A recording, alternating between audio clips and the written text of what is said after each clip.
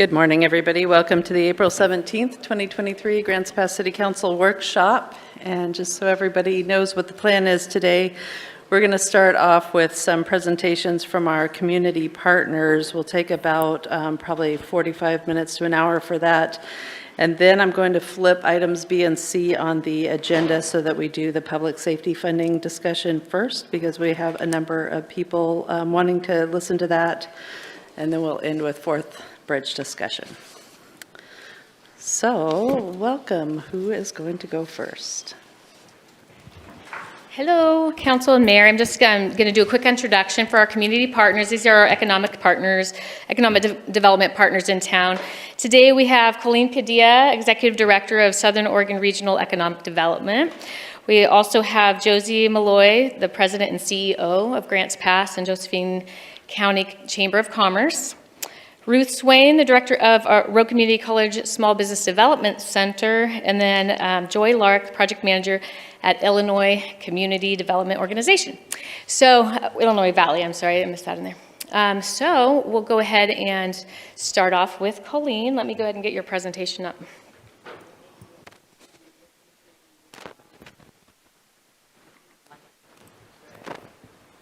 How about now? Okay. While she's queuing it up, I will just say thank you very much for your leadership here in Grants Pass and for your commitment to economic development in the region. Thank you. So, Dana, do I also have a clicker here or no? Actually, Colleen, why don't we just have you come and do it from the...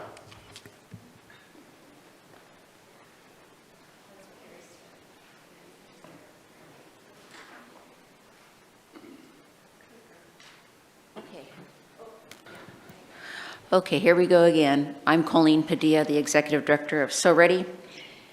And I want to thank you again for your leadership here in Grants Pass and for your commitment to economic development. Much of this, you know, I'm going to breeze through it. Our purpose, as chartered in 1987, and Grants Pass is one of our founding fathers, so thank you for that, is to advance businesses in Southern Oregon to foster economic vitality by helping companies and entrepreneurs launch, relocate, and prosper. Those are our three primary pillars. We do focus on traded sector companies, and what that means for you in the audience, you may not be familiar with that term, is we focus on companies that bring in new wealth into a community with new revenues. So sometimes that's referred to as manufacturing and headquarters. They're creating revenues from outside the region, bringing in new wealth to circulate into our economy. And our big, hairy, audacious vision, it's aspirational, is to become the most business-friendly region on the West Coast. And we have a lot of work to do yet on that. You are also a partner in our One Rogue Valley strategy. So Ready is an economic development district, which is a designation that comes from the federal government. And so we are thereby required to create what's considered our CEDS, short for Comprehensive Economic Development Strategy. We call that One Rogue Valley strategy. This is the 2020 through 2025 version. They don't change much from year to year. They get updated for relevancy. This was actually created right before the pandemic. Primary initiatives, as you will see with our partners also, is business development, talent, which is workforce development, innovation, tourism, and placemaking. We have many things going on in all those areas, but this strategy is not just So Ready's strategy. This is the region's strategy. And for those in the audience who may not know, we serve both counties, which includes 15 jurisdictions. So a little bit on business recruitment. Sometimes that gets a lot of attention. People want to know about that. These are some of the projects that have been going on in the region that are still kind of on our list. Project Snow is a vertical farming operation. And I've put in the green kind of the payroll numbers and jobs, because that's how we measure economic development still, even though there are many other factors. Project Murphy is a distribution center slated for Central Point. It's expected to 100 to 200 jobs. This one's happening. I have an NDA, so I cannot tell you who that is, but it's happening in Central Point. Project Fiber is a sustainable building product. First location to be on the West Coast. They have zeroed in on White City. And so that's not a typo. It's $200 million investment if they can get to what they need to do in White City, which includes some various considerations on codes and such, which is in process over in Jackson County. Project Adventure is a food manufacturer, very active right now, is considering and going forward on what was the Maranatha nut butter plant in Ashland. It's hard to find existing facilities that are ready to go for these types of projects, so they are very keen on this particular building, 18 jobs. It's a relocation from Alaska. And then Project Green is a biotechnical sciences facility that is going to break ground probably in June or July. But I note here that in parentheses, it started this consideration in May 2021. So economic development is a long-term proposition, and while this is just $14 million, that's what they said at the get-go. I'm imagining it's much more than that now. In the red below, I want you all to know that we respond or consider many relocation projects, and sometimes we just can't say, we have to say no. We can't actually respond to that, and that's what's in red. We had 3 recent projects, probably within the last 3 months, I would say, 5,200 jobs, $4.7 million in investments, and here's the key point. Average land requirement, 300 acres. Do you have 300 acres? We don't have, doesn't exist over in Jackson County either, so just to let you know. The CHIPS Act funding, that's a big deal. You've probably heard of that with Governor Kotek having signed some legislation just last week. It's $250 billion in investment specifically to court and support semiconductor industry jobs, which is kind of the whole thing why we can't get a car, chips and all that kind of stuff. We don't have 300 acres even, really. We have some larger sites in Jackson County. They're not quite ready to go. But the idea is not to potentially get a chip fab here. We don't have the ability to do that in our region, space-wise or workforce-wise. What we want to do is support the supply chain to that industry that may be already in Oregon or elsewhere. And these are photos of 2 companies that actually have chips in their processes, and that's Rogue Valley Microdevices in Medford and Lynx Technologies in Merlin. Those are 2 examples of businesses that use chips. We are the Enterprise Zone program manager. This is actual data in the slide here. We just passed the time, April 1st, in which all the current Enterprise Zone applicants that are receiving property tax abatements have to file with your county assessor or in Jackson County.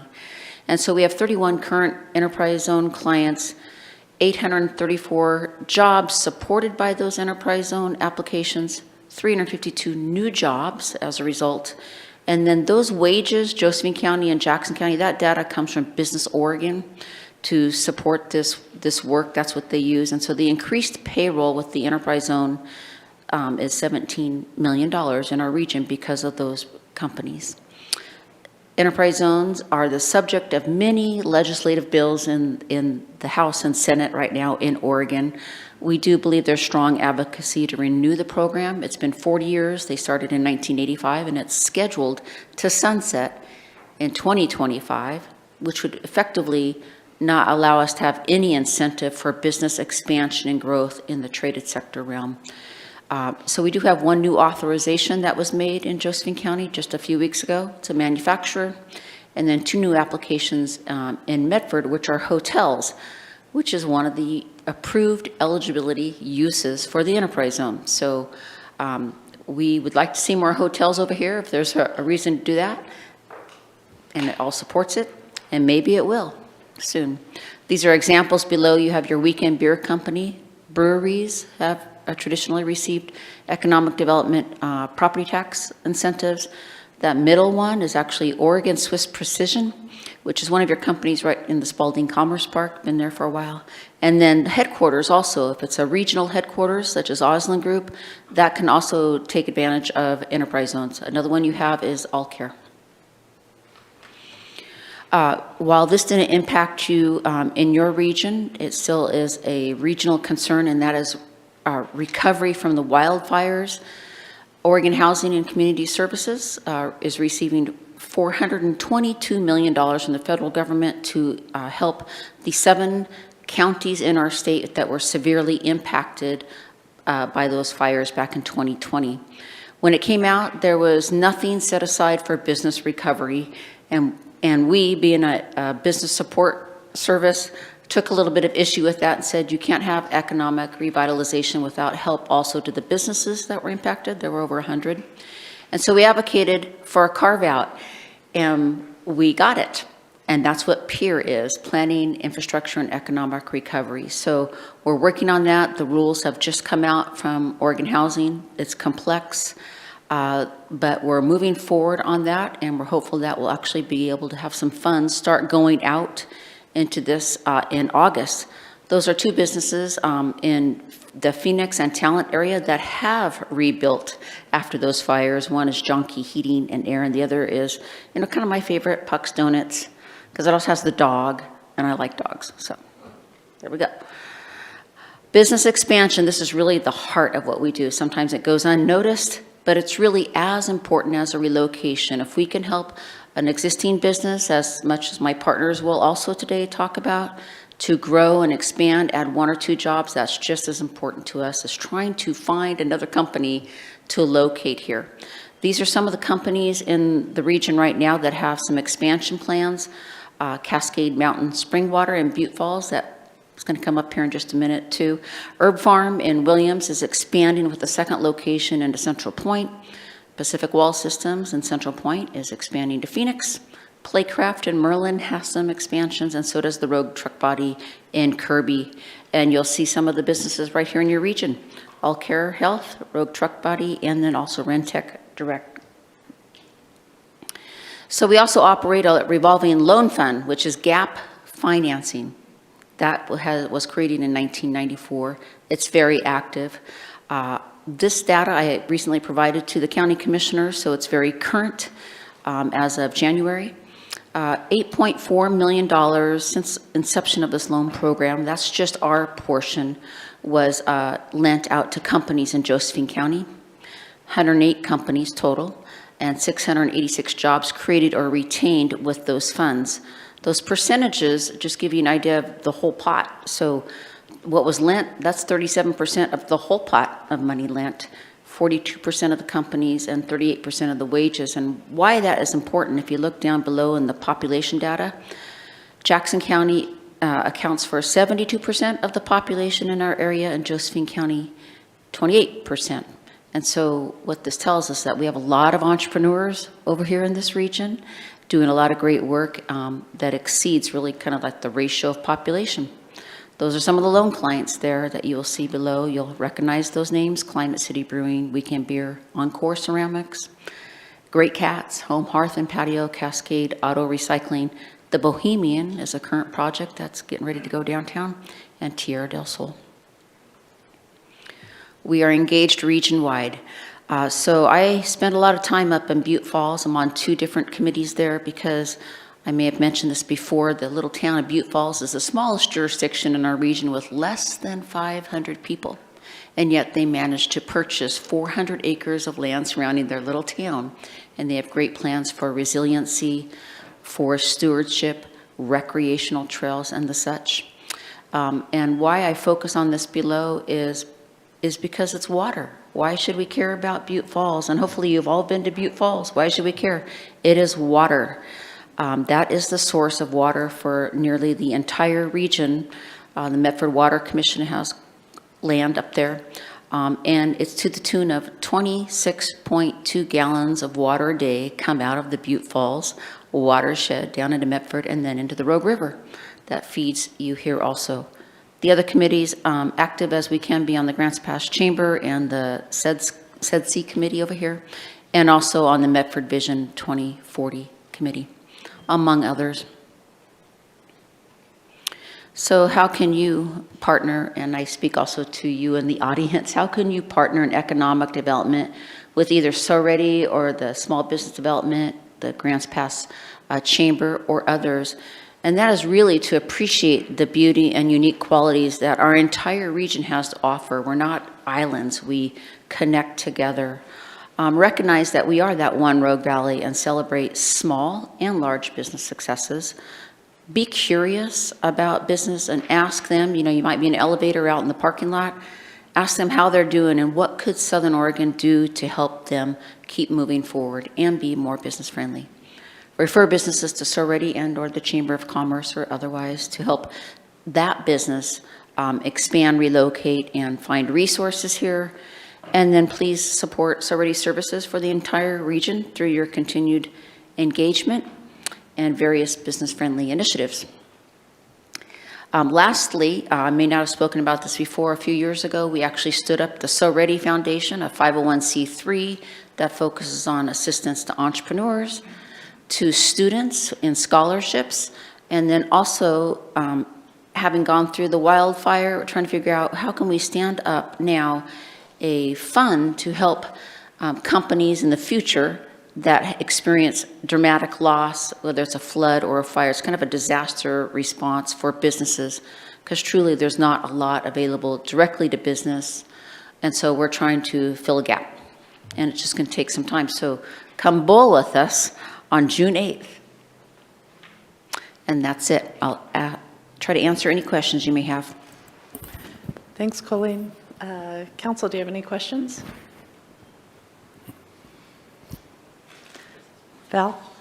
Thank you, Colleen. Great presentation. You're welcome. If you, and I know, and I do recognize how hard you work behind the scenes to get things here. If there's one thing that you could say for economic development in Josephine County that we could do to help promote, because I know it's not easy, what would that be? To promote economic development Yes. in general, I think it comes back to that one Rogue Valley strategy, which has many, many tactics in it, but really recognizing that we're stronger together, and that sounds very cliche, but really we are interconnected in so many ways with Jackson County jurisdictions also. So I've talked about it before, the employees come back and forth. So recognize a win in any one of our communities is good for you also, because most likely you will have citizens in your purview that work for that company. Thank you. Good question. Joel? Colleen, good presentation. Thank you, sir. I had two things. One was not a question, but just to enhance what you said. Joyce Halika up there in Butte Falls and the Yes. water folks have done a great job, and they've also had a great relationship with the Forest Service, who manages the larger part of that domestic watershed. And Medford's got a jewel there that provides water to Ashland, Phoenix, and the whole area, which is Eagle Point, which is tremendous. They don't even have to treat the water. They treat the water. They don't have to treat the water because That's it already correct. meets the standards. The other thing I was wondering about was we have the Spalding Industrial Park, which up to this point in time, this may not be the right word, but it seems like it's a lemon because there's no infrastructure. And so we find it very hard to compete with the obvious companies that are looking right now, especially with what has happened in our country, trying to move to areas that have a higher quality of life, et cetera, et cetera. What's your thoughts on is this really a lemon, or is this something that we can work on and make work for our community? I don't believe that it's a lemon. It's good industrial property, and it has yielded a lot of good results over the years. Encore Ceramics, Oregon Swiss, all those companies that are already there. We know that there's some infrastructure challenges now, so I don't think it's a lemon. I think it's a great opportunity that as much as you can as a city with your wastewater and your water, stay focused on making it work. And find other industrial properties also not downstream literally of the Rogue River, but that might work for future development. But I don't consider it a lemon at all. We can't really present it for large projects. Much is the same with the North Valley Industrial Park in Merlin, because it has some infrastructure constraints for water and sewer, both of them. So not a lemon, sir. Yes, Opportunity. which is good to hear. So what I hear you saying, though, is we need to resolve those infrastructure questions before we can become competitive. Yes, sir. And it's really not even about just trying to relocate another one. There may be a company or two already here that needs to expand. Where will they be able to expand? So it's about expansion and relocation. Vanessa? Okay, thank you. I Counselors? do also have a Oh, yes. question. Thank you Sorry, for being excuse here me. today, no problem. Touching on the enterprise zone, I'm showing that for Josephine County, the average wage was about $44,000, which is at or below our median wage. And we're finding that individuals in our community cannot afford housing at the median wage. So what can local governments do to encourage a boost in those wages? I want to reiterate that those numbers are always lagging a couple years behind because they come from Business Oregon. So I will say that that's November 2021 data, good through November 2023. I think continuing to support economic development in creating the infrastructure that needs to be done so that we can create those new locations for jobs and companies that will theoretically keep upticking that wage number. I think it's all tied together. There's no magic wand, that's for sure, I know that. I think I'm answering your question, but I think continuing to support the employers that could be here because they create the jobs that create the income that allow someone to hopefully afford a home. Housing thing is a whole nother bucket of worms, but it's all connected. If there's one thing I would say, it is all connected. I think we all know that, so. Would you mind taking a moment just to explain that a little bit, how housing and economic development are so linked together? Well, if a person who wants to be here, and this is very true for our large corporations, it's not unknown to most that Lithia, Asante, and Harry and David all have large numbers of employees in our region, and they have a hard time attracting even professionals here because of the lack of housing at every level. From worker to, administrative professionals and everything. So if we don't address our housing shortages at all levels for different types of citizens in our region, it's hard for a company like Harry and David they could be anywhere, and they are other places as well. Same with Lithia. They could be elsewhere. So it's hard for them to recruit the professionals to be here if they can't find the house that they need to be here and relocate. Hopefully that helps. It does, thank you. Thank you, Counselor. Thank you, Colleen. Thank you. Have a good day.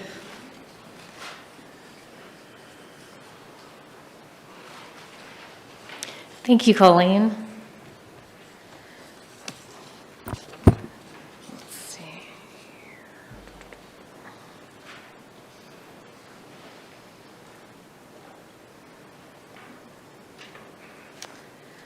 All right, next I'd like to introduce you to Josie Malloy from our Grants Pass and Josephine County Chamber of Commerce.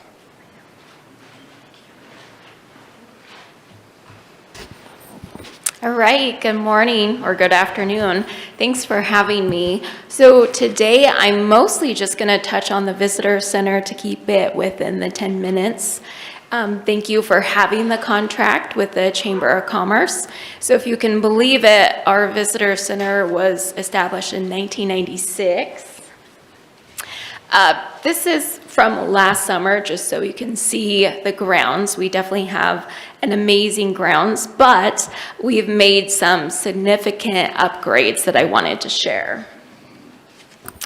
So if you've been to the visitor center, we had an old kiosk area that was definitely an eyesore. I'm not even sure when it was built.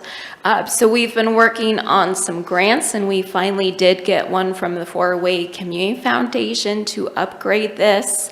So as you can see, we also partnered with Visit Grants Pass. So all of the boards now in there really show unity with Visit Grants Pass. So when people come, even when we are closed, they have access to this. And you'll also see there's a QR code that goes directly to their site. So lots of great information for visitors after hours. As I have stated before, we do receive a lot of vandalism up at the Chamber of Commerce, mostly due to our location directly off the interstate. So we did spend a lot of money putting in new lighting all the way around the building. And also if anyone comes after hours, that they will feel safe and secure as well, because it was pretty dark up there. And then we did add security cameras. We also added a new sign that also lights up, so it's more visible. And that was all done last year. And this year we've also upgraded the 2 computers at the front lobby. So when people come in, our volunteers can find information quicker. And we did also trim lots of the trees, which allowed us to put the flag back up as well. And we put a light on there too, so it can stay up all night. And so it looks much better. We're really excited when summer comes. It'll be a very inviting space. And next, we'll be working on remodeling when you go inside. So we're slowly taking chunks each year to continue to upgrade. So this is just a recap of all the visitor activity of visitors that come into our location, because we are the North Visitor Center. And just to know, these are only visitors from outside the area. We don't count any locals, because we receive tons of locals that come into the Visitor Center, and none of the Chamber of Commerce, as we have lots of meetings there. So we were almost at 3,700 visitors that came into the doors. We are slowly moving higher each year after COVID. We had an additional almost 600 visitors this year compared to previous year. And then phone calls, we have almost 2,400. We do also receive a lot of people that email us. I didn't put this in here, but that's something we should probably start tracking as well, because we used to send out a lot of relocation and visitor packets through the mail, but now we're finding that most people actually rather have them emailed, which also works for us too, because as you all know, postage is getting higher and higher. But if someone does ask, we do always mail out packets to anyone that wants one. And then we are starting to see a lot more event packets. So anyone that has an event in Grants Pass will make up event packets for them. So through COVID, that kind of stalled out. And last year we had over 1,500, and we're already having a lot more requests this year as events are coming back. So as you know, we have a nice group of volunteers that helps out at the North Visitor Center. Right now we have 12 volunteers, and we actually have one, Dean, who's actually in the audience. And we are going to start providing more training and tours. Last year, we did get to go out to Troon Vineyard. We went out to the We Ask You Inn. What we really try to do is pair with a business that's in the tourism industry, just so our volunteers can have on-site education, get to know the companies, so when people come in, we can refer them properly. And then every year we do a volunteer appreciation dinner. This year it was at the Grants Pass Golf Course. A new thing that we also added last year was we found that we really need to do a downtown tour. So last year we started it. It's now become an annual tradition. And this year we just had it. We visited 14 different merchants downtown that wanted us to come by. We also invited Visit Grants Pass staff, the Downtown Welcome staff, and also our economic development partners, Dana and James. And it was actually a lot of fun. We learned a lot about downtown, as there is a lot of new shops popping up, which is great to see. And it was just nice for all of the community partners to get together. It really showed unity, that we're all working together for our downtown merchants. We also just recently did a memorial tree ceremony for one of our loved volunteers that passed away, Ginger Ford. So here's a picture, and we are very excited to have Mayor Sarah Bristol, Councilor Rick Riker, and Councilor Joel King. So thank you for attending. It meant a lot. And you know, we just try to do different things for our volunteers because they're really the first person that people coming into our community greet. And we're very lucky to have an amazing group. We are also working on our new profile. This will be coming out at the end of May. And it's really showcasing our business community, and we make sure to work very closely with Visit Grants Pass as they're creating their new visitor guide, and they pair really well. They focus on the tourism. We focus more on the business community for those looking to relocate. And there is a full page about the city. So thank you for Dana for providing that information. And we'll make sure you all get copies of the magazine. Also, we really are the premier event calendar for all of Josephine County. If you haven't been there, it lists everything happening in Josephine County. We encourage anyone, they can post their event for free, and it really helps just get people to attend events and realize that Grants Pass actually has a lot going on. So here are just some key dates that I wanted to share. Thank you to everyone that came to the awards banquet. It was a wonderful event. We had a sold out night again. We are getting ready for our business retention expansion survey breakfast. So in 2022, we went out to over 70 businesses in every industry. We do partner with the City of Grants Pass and the county. We will be releasing that data May 2nd, 8 a.m. at the Hive. We would love all of you to attend. It's free. A light breakfast will be provided. And thank you to SBDC as our title sponsor. Chuck Rund will be leading the presentation. If you have attended any of his events, it's very good, and he will be sharing our data, but also tying it into national data. So please attend. It should be really good, and then we will have the final report printed.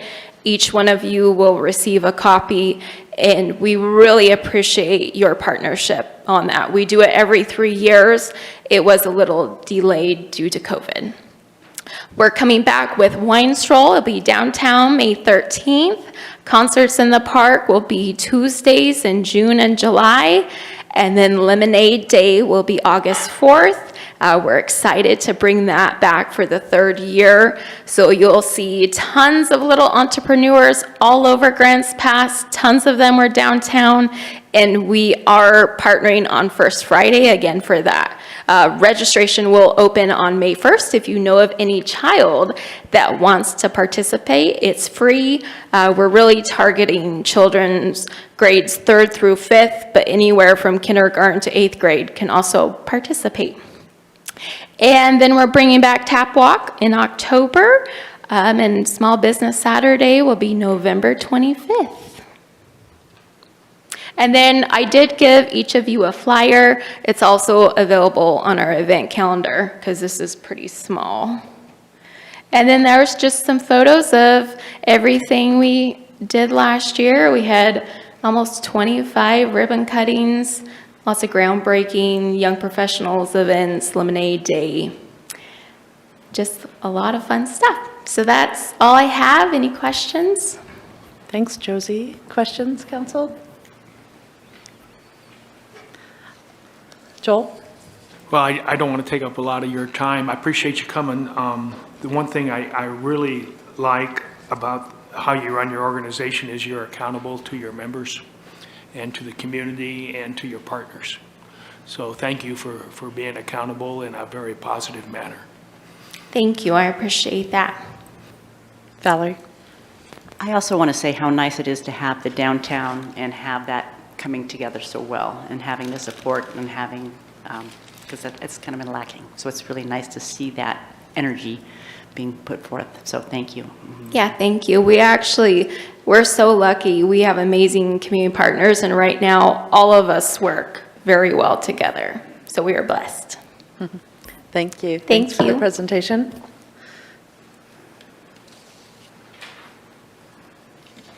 Thank you, Josie. Next, we're going to hear from Ruth Swain, the Director of the Small Business Development Center.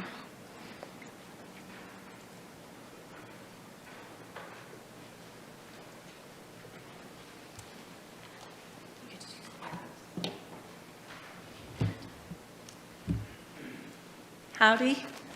I was touched by some of the discussions about partnerships in this region, and people do work together. I've been so honored and pleased to be the director of the Small Business Development Center, starting my first job on Zoom over 2 years ago, and have gotten to know people in the little screen as well as now in person.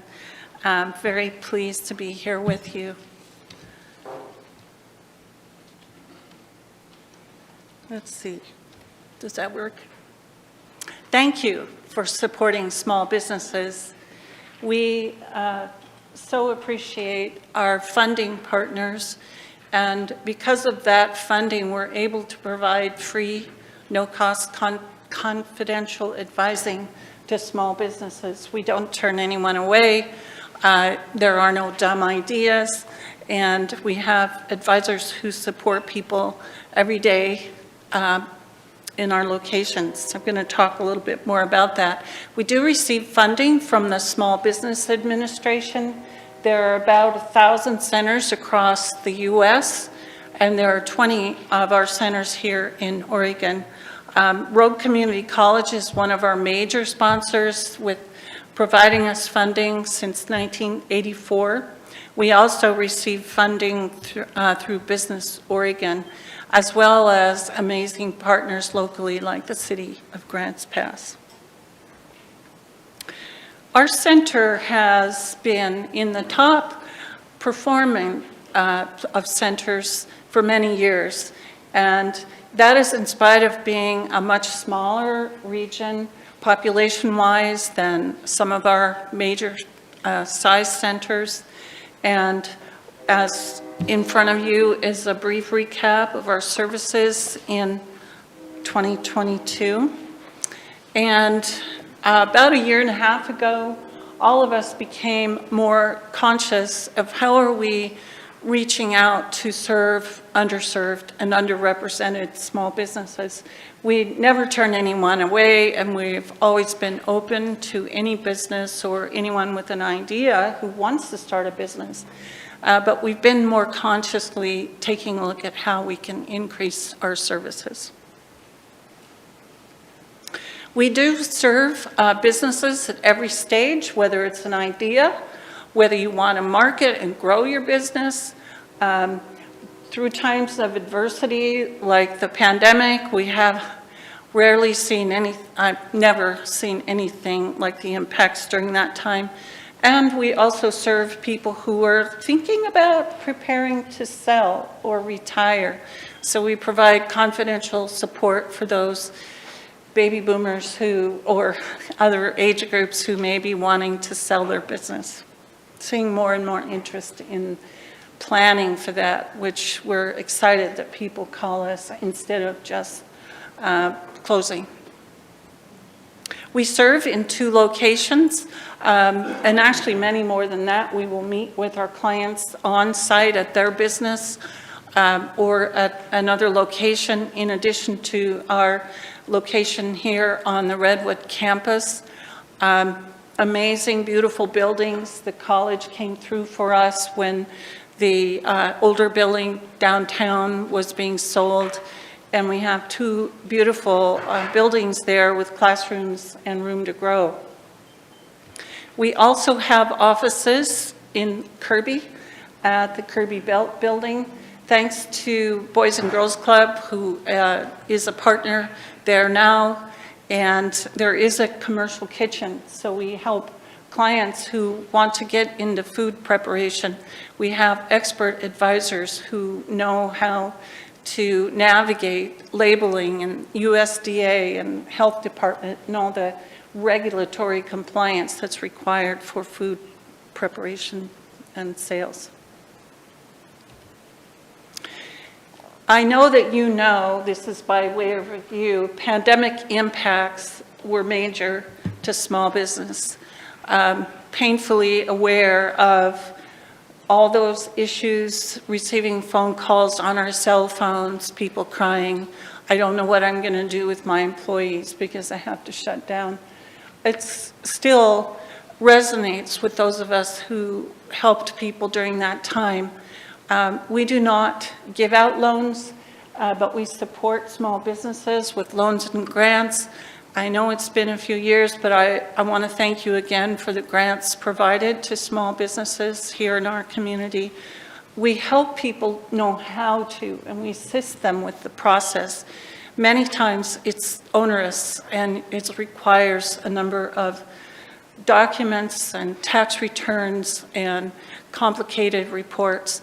I also want to thank So Ready for working with us in collaboration to disseminate grants, as well as the Illinois Valley Community Development Organization, IV-CAN-DO. During that time, we were very supportive of small business. I often think of one client who was having trouble and didn't have access to internet, and we made arrangements to wear masks and to meet the client at the library here in town to help them upload their application for assistance. We're making progress. During the pandemic, our classes were not being held. We converted all of our services to phone and Zoom, but not our classes. And over the last year, we've been able to restore our construction contractor pre-license training, small business management program, digital marketing.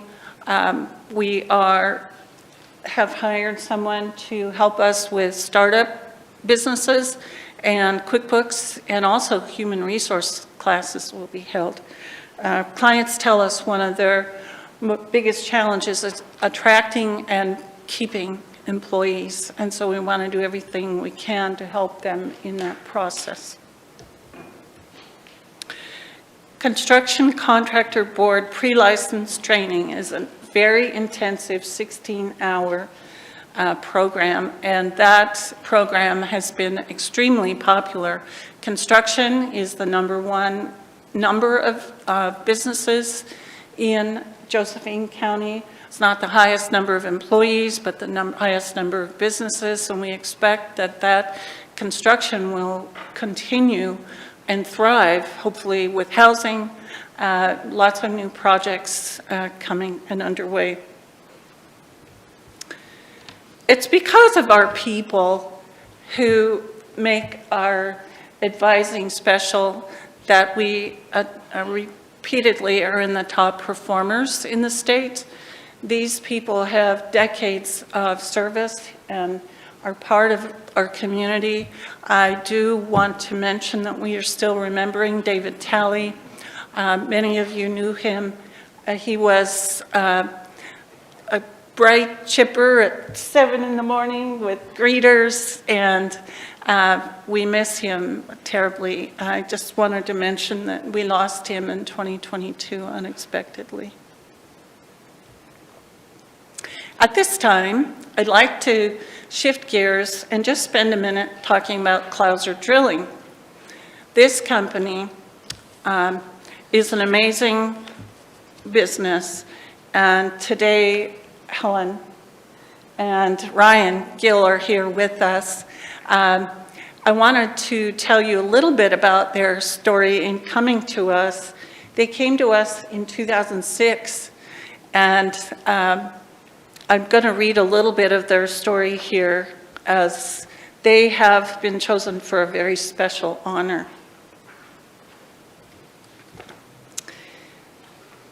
This Grants Pass business is being named Oregon's Family-Owned Business of the Year. It's a very prestigious award. Only 6 awards are being distributed in Oregon this year, and 4 of them in the major metro area, the only one in rural Oregon. So I want to read their story. Selma native Kevin Gill and his wife Helen are set to receive a top honor from the U.S. Small Business Administration. Winning the only 2023 Family-Owned Small Business of the Year award, the owners of Clouser Drilling in Grants Pass will be honored the first week of May, on May 2nd, actually. The Gill's business leadership, I'm going to tell you, is a story of unparalleled commitment. Their local, regional, and state leadership is stellar. They give their time, talent, and financial resources to better the people and communities they serve. Our advising is confidential, but they've given us permission to talk about their time with us. They are a multi-generational family business growing from kitchen table beginnings, that's their description, to being a state leader. They are the largest volume well drilling company in Oregon. Kevin and Helen purchased the business 10 years ago from Kevin's parents, Chuck and Carol, who had purchased the company in 1995. Building on his parents' values of integrity and quality, Kevin and Helen were driven to seek new business management skills when they came to us. And over the years, they have consistently met with our advisors, taken our classes, and recently Ryan has enrolled in our small business management program. They also prioritize being industry leaders. With Helen's support, Kevin serves as a statewide leader in setting standards of excellence and environmental protection. Kevin was board member for 12 years and president of the Oregon Groundwater Association, dedicated to protecting, promoting, and educating the public about groundwater. Kevin serves on the Governmental Affairs Committee and was named OGWA Person of the Year. He has also served on the Oregon Water Resources Department's Groundwater Advisory Committee, Continuing Ed Committee, and Rules Advisory Committee.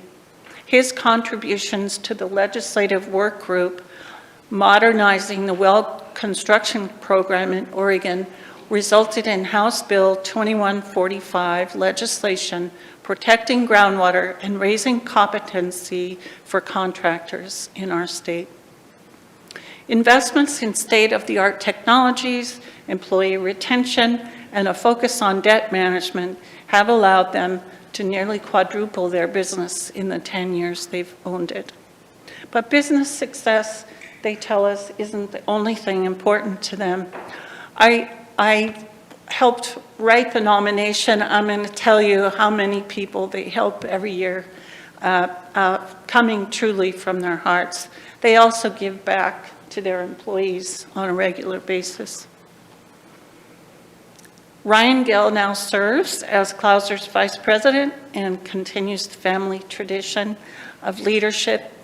And I do want to close by saying, some might say that Rogue Community College has been a pivotal factor for them, not only with their SBDC experience, but Kevin and Helen met when they were freshmen on at Rogue Community College here on the Redwood campus. And he went on to Western Oregon University and she to Southern Oregon University. But together they've combined their skills and built their family support to build a lifetime of success here in Grants Pass. I'm hoping you'll join me in giving them a little.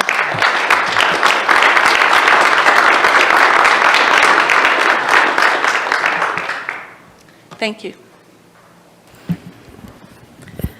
Thank you, Ruth, and congratulations to the Gills for your award with the U.S., what is it, Business? Small Business Administration. Small Business Administration. SBA. There we go.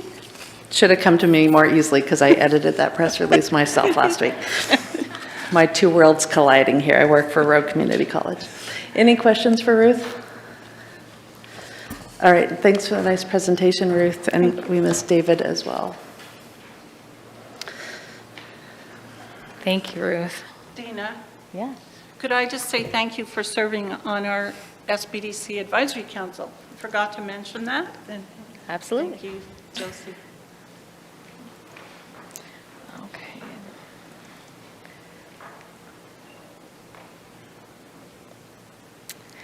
This one's going to take me just a minute. Our presentation didn't come through the first time, so I'm going to test it out here.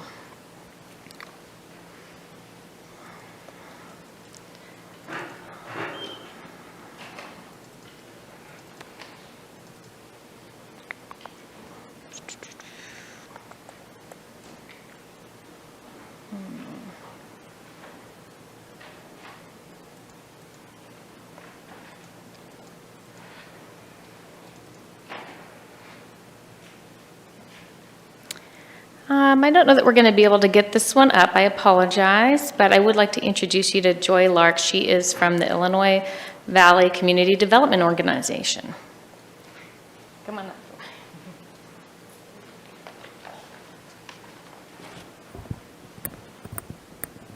Hello, everyone.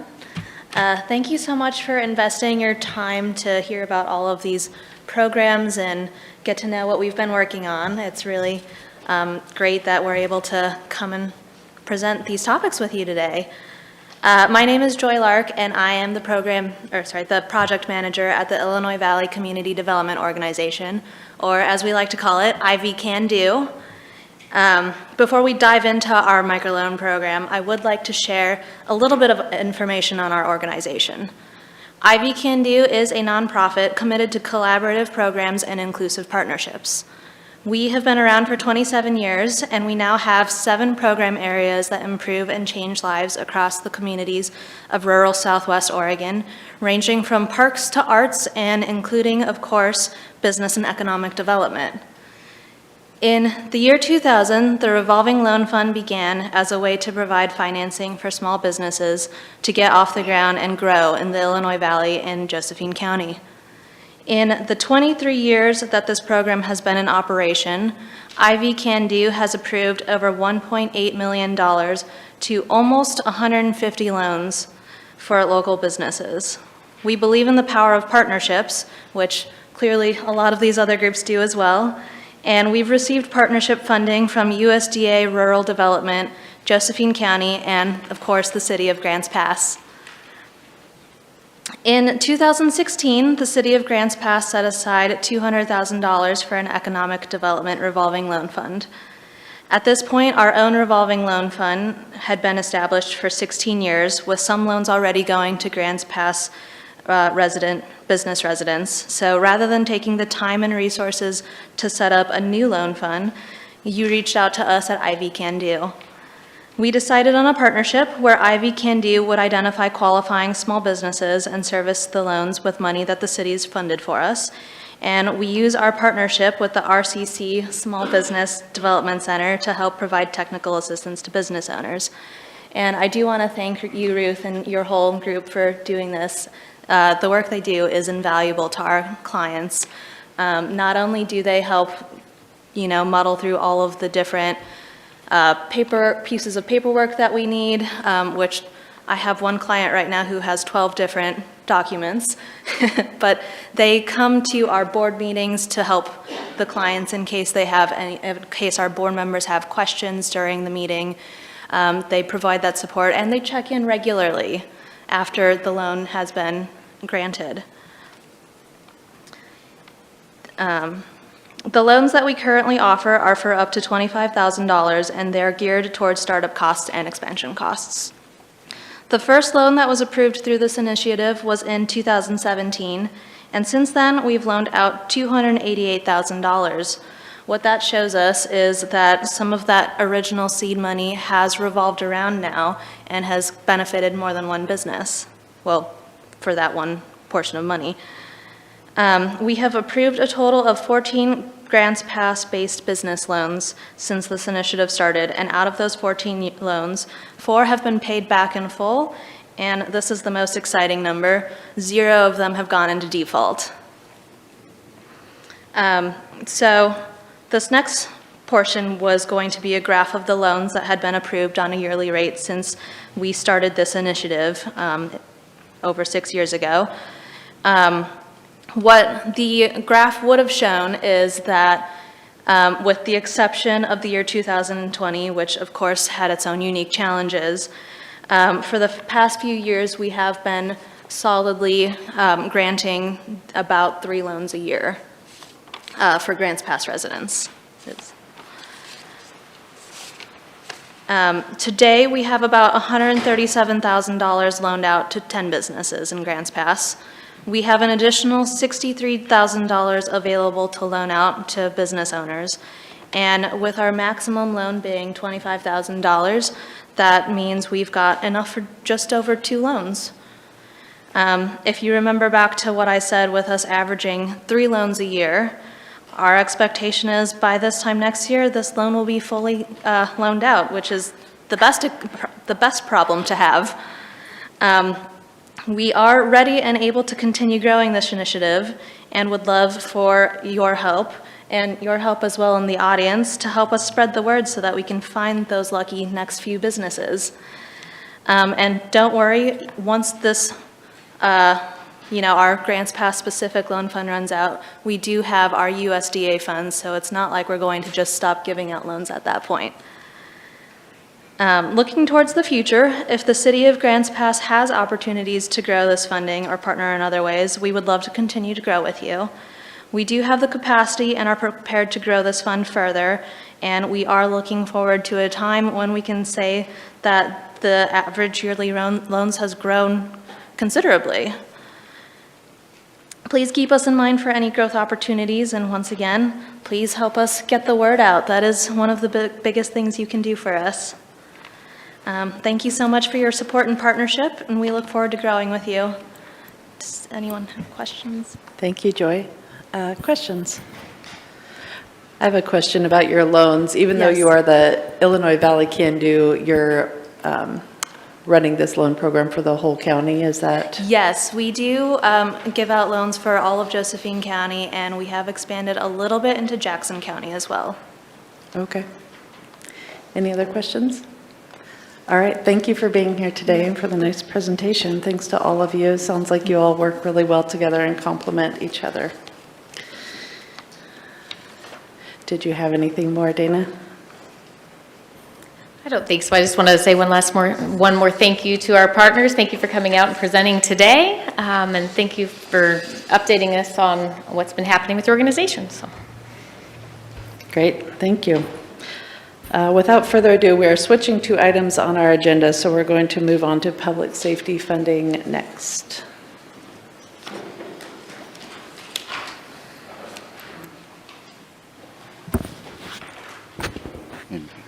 Take me just a second to pull up the presentation. While I do, I don't know if everyone wants to get up and shake their legs and arms a little bit. Refresh yourself before we get started on the next topic.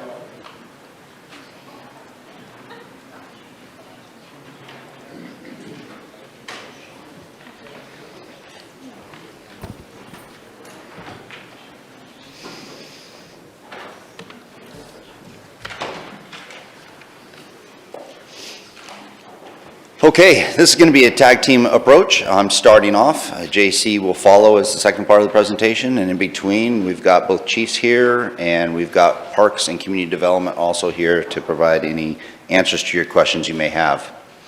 The first item we're going to be talking about today is General Fund Budget Update for fiscal year 24. This is very timely in nature. And then next, we'll move forward to funding options and matrix associated with the levy and the utility fee as requested by council. So as you may recall, we are budgeting for a balanced budget for fiscal year 24, and part of that is taking a look at our financial parameters. Within our financial parameters, we have a 30 to 40% contingency reserve for our general fund. in discussing with council that we look like we may not be able to meet that without some changes for fiscal year '24. As budget officer, I asked council, do you want us to adhere to the 30 to 40% reserve, or would you like us to modify that in some form or fashion? And the direction at the time was to stay with the 30 to 40%. At that time, we also mentioned that that would require a potential $2.6 million in cuts associated with expenses to the general fund and or new revenues. And I was asked to go ahead and move forward with making that type of recommendation. So myself, the executive team, and a number of other supervisors associated with the budget went through, and we first looked at the fiscal year '24 budget. We tried to trim where we can. And then we looked at other operations and expenditures associated with the budget. We tried to link the strategic plan and council's priorities as top priority. And we also tried to look at things like FTEs and not impacting the FTEs or the level of service that is seen within the community as much as possible in trying to identify the $2.6 million that's needed for that gap to balance the fiscal year '24 budget. The proposal today with you has a number of items that are and can be initially temporary in nature as cuts. And hopefully they would be temporary in nature, but they would be permanent and potentially become permanent if additional revenues are not identified within our discussions of funding public safety. And again, we also looked at the evaluation of essential community services, trying to make sure we kept whole the services as much as possible for the community. So the good news is, right off the top, we were able to identify about $616,000 of the 2.6 needed, just in doing a couple of things: reducing workers' comp, changing some employee wellness programs, and some internal charges reductions, provided us with a good start.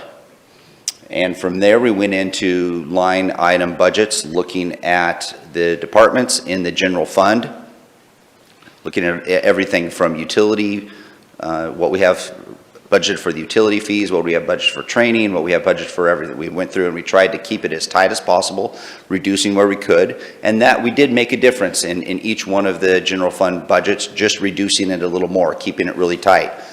Because we're doing that also, though, it's definitely not expected that we're going to be receiving a 6% kickback of unspent funds for fiscal year '24, because we're so tight in the potentially proposed fiscal year '24 budget. So there's three departments that I want to highlight today. We're going to start with community development and what we looked at for cuts in services for community development. These are some of the items here. We're looking at a reduction and recommending a reduction to our events. We have budgeted $50,000 for events in fiscal year '24. We're looking at reducing that in half, and then if needed in '25, a full reduction. That would mean that 4th of July for this year would not be happening, and that would be one of the cost-saving measures. We would then have a reduction in the amount that we allocate for art along the road and for the Christmas tree in '24. A pool season closure of $65,000 for this summer. Movies in the park, $10,000. Temporary staffing for downtown would equal $20,000. Delayed development code amendments in community development of $30,000 savings. There is an FTE here, which is a municipal service specialist for the parks. This is an individual that, this is an opening right now that we've been recruiting for, and we went through interviews last week, but we would look at not filling this position. Therefore, there would be no one affected by that in the Parks Department. And then some additional corrections and adjustments, and as you may be familiar with the cuts that we did, the $1.8 million about 2 years ago, a year and a half ago, we looked at, again, some vehicle replacement reductions. This, again, is very temporary in nature. We're really pretty lean and are going to have difficulty replacing our vehicles with the continued reduction in this fund, but it is a fund that almost equals the cost of an FTE, so we are recommending reducing the vehicle replacement a little more. So when it comes to fire, we have an unfortunate loss with 2 firefighters just just recently, it was announced that we lost 2 firefighters to Medford Fire Department, and it's tough to compete with some of our neighboring fire departments due to compensation and other benefits that are provided, but we are losing 2 firefighters. We will be having another opening for firefighter, and so we will be looking at a 6-month temporary closure of Hillcrest Fire Station, which represents the loss of not hiring 3 firefighters and freezing those positions until we have funding associated with that. The Hillcrest Fire Station closure would be closed from an operational perspective. It'd still be utilized. There'd be equipment stored there, and we may use it every once in a while, but there would not be 24/7 service with firefighters housed at Hillcrest. And again, this would be temporary in nature unless additional revenues are not discovered. We would slow roll the hiring of a deputy chief. A year from now, our current deputy chief will be retiring, and if we hold off on hiring, that will save a little bit of money also. Student firefighter program would be eliminated. The crime analyst, fire department pays 30%, police pays 70%, so that is a FTE also. We have a vacancy in that currently right now. It became vacant about 2 weeks ago. So we would not fill this position, which would represent $41,000 for fire. Then some additional corrections and adjustments, and also a reduction in vehicle replacement brings fire cost down to $688,000 in level of service changes. For police, we have a captain that will be retiring, and we would put a freeze on recruitment of that captain for at least 6 months until alternative funding sources are found. Crisis support, we would reduce our contribution to crisis support. The cadet program would be eliminated. That would be a representative of a FTE. Parking enforcement, we would eliminate the parking enforcement position. We'd go back to the old way of doing parking enforcement when a CSO would be able to get to it when available. Survival skills instructors, the 70% crime analyst, which represents the other part of the fire was paying. Community service officer would be not filled. This is going to be a vacancy we're anticipating. We just would not fill that position. Equipment replacement and other, and then also vehicle replacement reduction, which totals $766,000 in budget changes for police. We also looked at revenues on the other side and what we could potentially do, and there's some recommendations that we could put into the fiscal year 24 budget for council. We can increase our parking fees. It doesn't make a huge difference, but it's something, and we looked at every little bit that might count, of about $7,600. Our park usage fees are the lowest in the region by far. We can raise them just a little bit, still be low, and get an additional $40,000+ a year, or we can get it way up to market or a little above market for about $124,000 increase per year. Planning fees, you may recall about a year and a half ago, we did increase about 10 of the 30 planning fees to help with the budget in the general fund. We had 20 that we did not increase. If we looked at increasing some of the other 20 planning fees, we'd be looking at $9,000 to $19,000 in additional revenue. And then we can increase our business and occupation tax, which would represent about $110,000. And then the other item just wanted to mention was American Rescue Plan Act. It does provide for lost revenue usage, and this would be considered that. We could take a look at the unallocated resources that we have, say for instance $200,000 that's set aside for repeater, for communications, for public safety. Very needed from a safety perspective. That's not going to totally make the whole cost for the repeater system, but it's there and it could be utilized for that. We could look at some of the ARPA dollars and reallocate those for this one-time fiscal year 24 budget to help alleviate some of that. And I just put that in there as a holding spot because it varies very much depending on where you'd like to go with that. So from a call to action date, This is really timely in nature. We are at the very end of where we need to be. We need to almost be printing budgets, but we can't yet until we get this direction from you on the $2.6 million that's recommended as service changes in order to fill the gap funding that's needed for fiscal year '24 to keep within our financial parameters. So any direction today would be absolutely wonderful. That would still provide Mindy an opportunity to maybe get 8 hours of sleep a night and some of our other finance in order to prepare the budgets for the budget committee's meetings coming up in May. It is at council direction, and this is really there to help support the preparation of the fiscal year '24 budget. And with that, I'm going to stop because the rest of it is the levy and the utility fee with regards to public safety, and I'll take any questions. Council, do you have questions? Rob? Yeah, thanks, Aaron. So on the first page of potential budget reductions, it had 4 items: workman's comp, employee wellness, et cetera, et cetera. Yeah. So I'm not sure, it just seems like if those were potential, in other words, I don't understand the impact that those would have, negative impact that those would have. I mean, from my perspective or the public's perspective, why wouldn't we have wanted to reduce those by $616,000 before this? I mean, how does that workman's comp reduction work? How does that negatively impact the city? Certainly. Yeah, so about a month or two ago, I came forward with the PERS reserve and the workers' comp reserve. This is a use of those funds to help balance us out. I'm sorry, use of which funds? The workers' comp reserve, that was The about reserve- $1.2 million. So Okay, this will so from the this will reserves you're reduce it. talking about? What was that? So from the reserves you're talking about?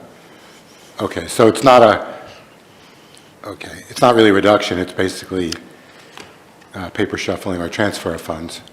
Kind of, sort of. Yeah. It's still an expense, but the Okay. workers' comp reserve is going to pay the workers' comp Gotcha. expense. And so, Not all of these issues will directly affect, say, a level of service that the public will see. Some of them will affect the level of service with regards to how we work within the organization, like the reduction in fleet or the reduction in FTE. As we've expressed in every one of these departments, parks, community development luckily is finally full with planners, which is awesome. But with parks, police, and fire, we are at a breaking point when it comes to staffing. We've needed some additional staffing for a while. There's burnout and their mandatory callback, and that is affecting things. The chief was talking to me, Chief Hintzman was talking to me about back in the day, just a few years ago actually, with Boatnick. When Boatnick would come up, it'd be like, here's some overtime opportunity. Police officers would just sign the list. It'd be no problem. Within days, they'd be fighting, they'd be thumb wrestling for who got to sign up for overtime. Now it's crickets. It's like, no, you have to work this. Just things have changed. People are needing that time off and that respite from their daily work schedule. And the reduction in some of these items will make it that much more difficult. okay, thank you. I guess that really had, it's good information, it had nothing to do with my questions, but, so the employee wellness program contribution, so where does that come from? Yeah, so every department contributes a small portion for every employee, and it Right. goes into an employee wellness program. We are ending that as an expense this year. So is that like memberships at Club Northwest, or what is that? Yeah, so that'll be part of your gym memberships. There's some other expenditures for like appreciation and some group kind of training that the city will provide. Okay, so, thank you. And internal services charge reduction, what exactly? Yeah, so that's going to directly affect departments like mine. So finance, admin, HR. So Right. that reduction of charging out for those services to the general fund. And ergo, we're kind of linked at the hip. Now, I understand what that means, I'm just saying, so does that mean that your department has to lay people off, or what does that mean? So we're going to barely squeak through 24, 25. Admin services is going to have to figure out a way to support itself, which potentially looks at layoffs as well.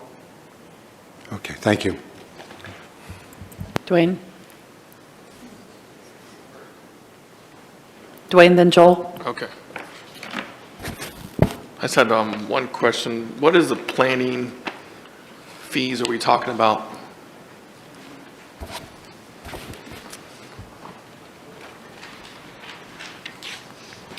So as the city manager mentioned about a couple years ago, there are 10 frequent applications those fees were raised.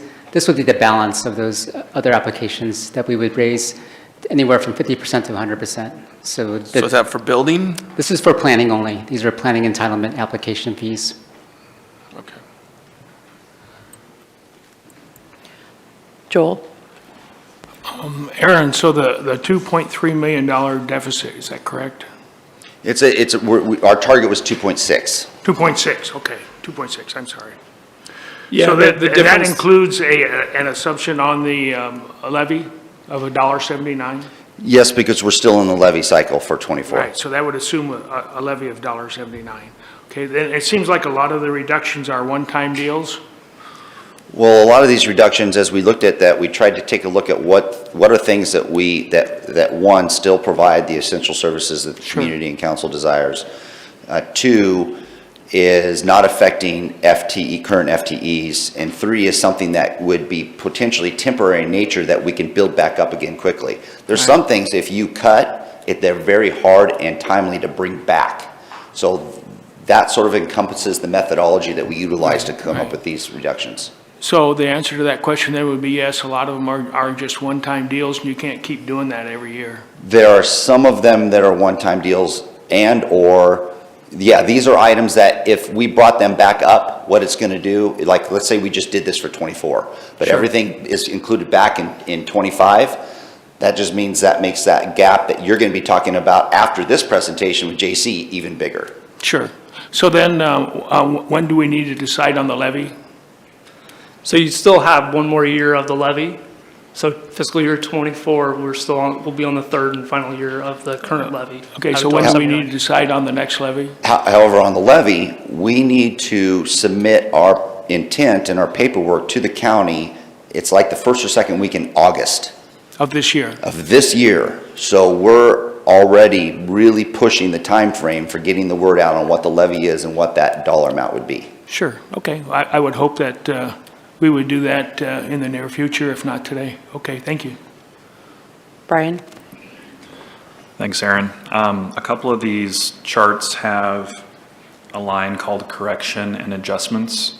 I'm just curious what that is exactly. So upon our review, sometimes people put, amounts in the wrong spot or try to match and marry it with something else that didn't necessarily communicate, so grant expenditures versus grant revenue. And so in doing our more in-depth review with the city manager, we go line by line and find some of those adjustments and corrections. Okay. I had another question on the fire slide specifically.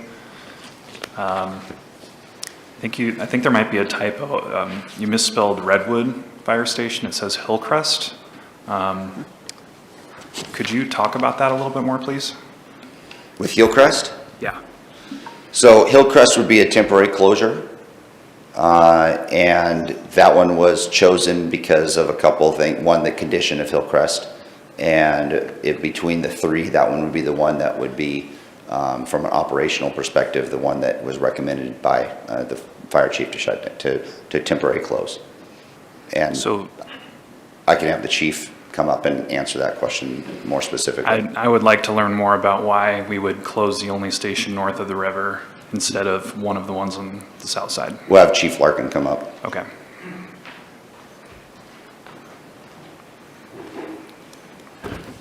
Good afternoon, Mayor, council members.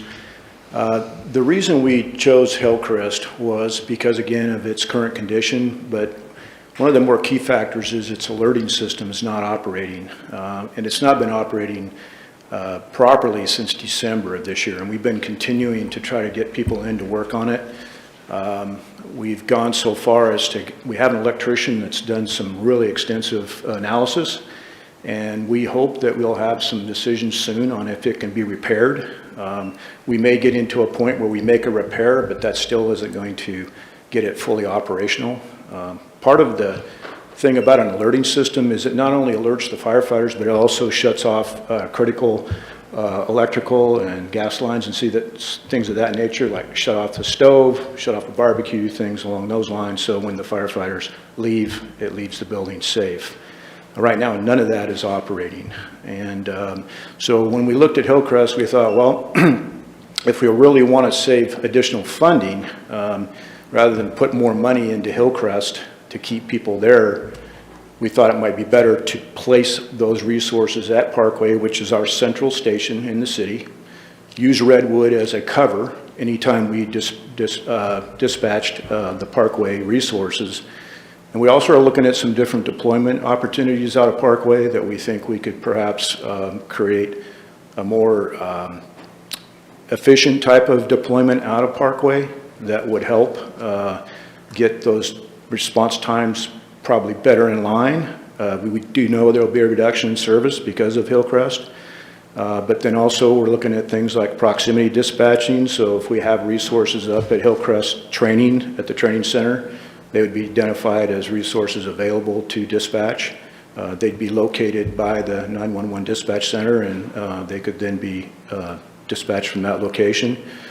But also we're going to try to cross-staff, and if we need to, we can send out a smaller apparatus on the non-emergent type calls out of Parkway and have an engine kind of on standby with another operator there ready to send that engine out on a more emergent call, or if it develops after that smaller apparatus is out. So we're looking at a lot of different ways to address the deployment, but we do believe that with a good review and looking at different ways to do things, we can provide very good service out of Parkway. Redwood is further out, so if we were to actually choose Redwood versus Hillcrest, we got a longer dispatch time clear out there, plus we're leaving just fewer resources sitting in the middle of the city. It makes it, it's problematic no matter which station we close, but I think those other cost factors and things of that nature really weigh heavily on how we made that decision. Okay, thank you for the detail there. I have one more fire-related question. I know that your staff goes out on a lot of medical calls, and sometimes they're covering for AMR when AMR is not available. Correct. Do we have the ability as a city to legally bill either AMR or bill private citizens for our fire going out on medical calls? I think the answer probably is yes. We've looked at some opportunities like that, and in a prior position I've had in my past career, we actually billed for vehicle accidents, especially ones on Interstate 5 that weren't within our real true jurisdiction. Those are opportunities for us to do that, and especially areas where we respond under somewhat of a mutual aid recall to areas that don't have current fire protection. But yes, we could instill some sort of billing service for our calls. That is a possibility. We found in the prior work that I did on this that oftentimes we had a difficult time getting identification of the people involved in the accident or the incident. Truly who is at fault, who should be billed, things of that nature, and it started getting very problematic with how you came up with proper billings. But typically a service will do all the billing for you with collection of an administrative fee. Great, thank you. Rick, then Vanessa. Thank you. So if Hillcrest was closed and we had a earthquake that rendered all of our bridges unusable, would we still have equipment and personnel north of the river that could be activated in an emergency situation like that to respond? We would still have apparatus at Hillcrest. It'd be a matter of getting personnel over to that location in order to respond with that apparatus. But to answer the question, if we had all of our resources at Parkway at the time of that earthquake and all bridges went out, it would be a difficult time to get people across the river and respond to the incident. So do we have certain members of the fire department that live north of the river that could be activated, or does everybody pretty much live south of the river? I can't answer that question. I don't know exactly where my folks live, but that's fine. I would Okay, thank imagine you. there are people that will be available on that side of the river. Okay. Not a Thank you. large workforce, though, I imagine. Vanessa?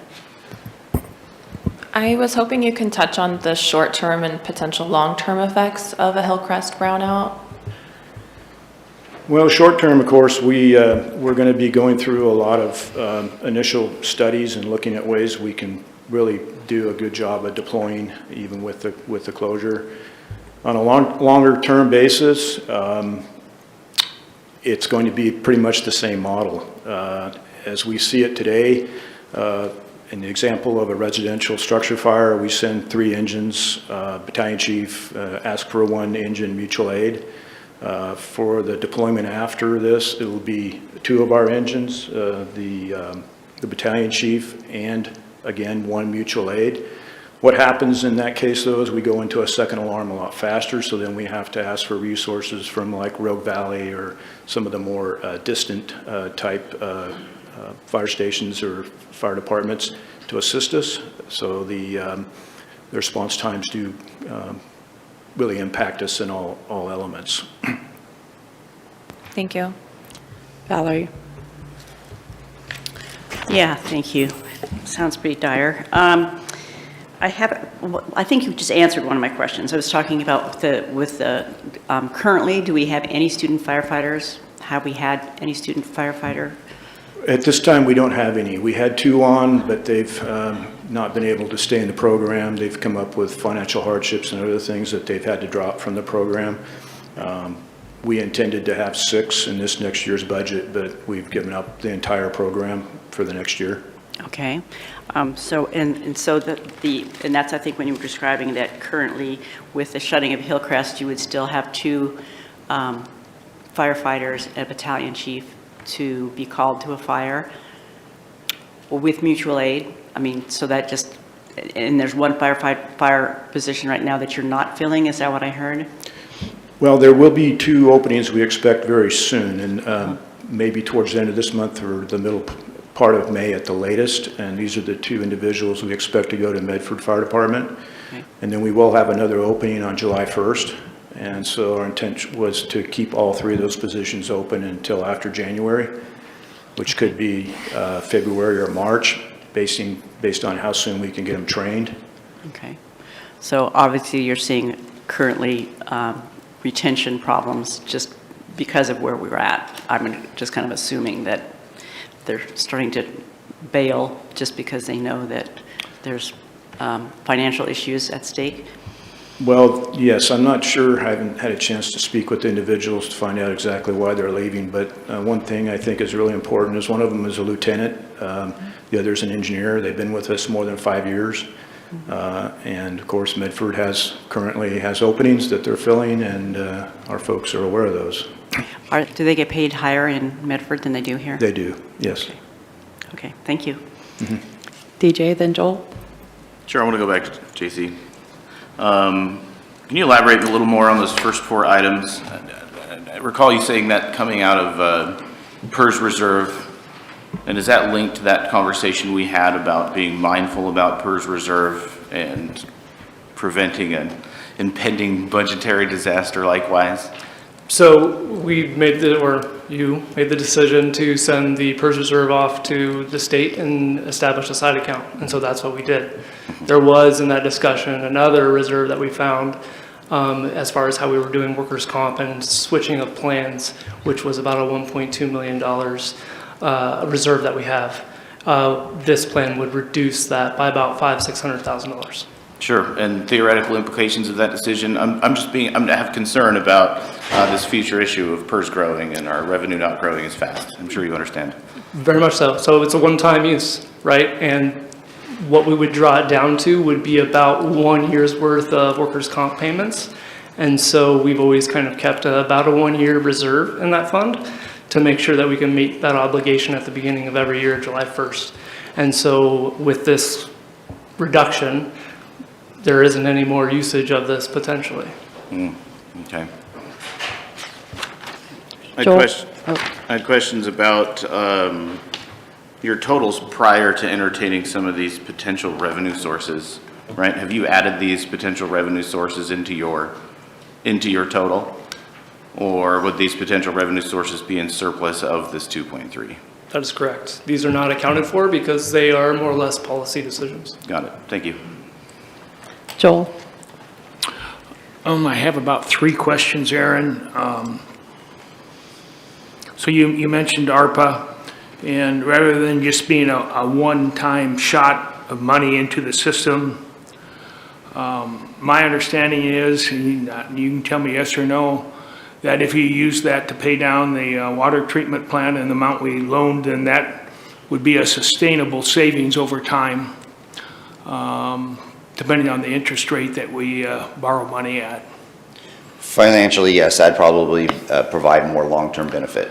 Okay, so the second question I had then, we can also do that with urban renewal dollars, so it's not a one-time shot, but it can be pay down the water treatment plant and then have a annual reduction in a water treatment plant that can be used to offset any public safety fee, not completely, but is that also true? Yeah, in theory, it sounds right. I think that was a previous Yeah. presentation to council that we decided not to do. Yeah, oh, that's correct. Mhm. So we have those 2 funding sources that we can turn from a one-time shot into an annual savings. Okay, so then when I did the math, and I don't expect you to do this, but maybe you can come back with this. When I did the math, the potential offset on the water treatment fee looks like it's between $2 and $4 or something like that. I gave myself a wide confidence interval depending on the interest rate, which doesn't cover any proposed total increase in the water fee, but it does provide an offset. Is that correct? I don't, you may want to, I'll give you slack on the dollar amount. Yeah, I'd have to, I guess, are you saying, just to clarify what I'm trying to hear, if we contributed $3.5 million of URA money to the water treatment plant, what that would potentially lower our total? Well, for my figures, and it's probably too high, I used 8 million to come up with the $2 to $3. But so it's probably less than that. Okay, so of the $8 million contribution, we would be reducing everybody's annual or monthly water utility fee by $2 to $4? $2 to $4, somewhere in there. Okay. And you know the exact figures, I'm just doing this roughly. Currently, we don't have $8 million in the URA. I understand that. Even at the onset of November and December, we're projected to be a little bit over $5 million in the URA. So, Right. And we may not want to put all of it towards offset either. And the same thing is, there's an opportunity cost associated with the ARPA dollars. That means something else doesn't get done or is referred to the voters to get done in a different manner. So one of the questions I have to get back to us on is, if we do have offset, how much does it reduce the bill by? So that number is a little better known than my sketchy things. The other thing that I had a question of, and it just slipped my mind as I was focusing on that. I apologize. I'll come back to it. I'll think about it. Rick and then Valerie? I have another question for Chief Larkin.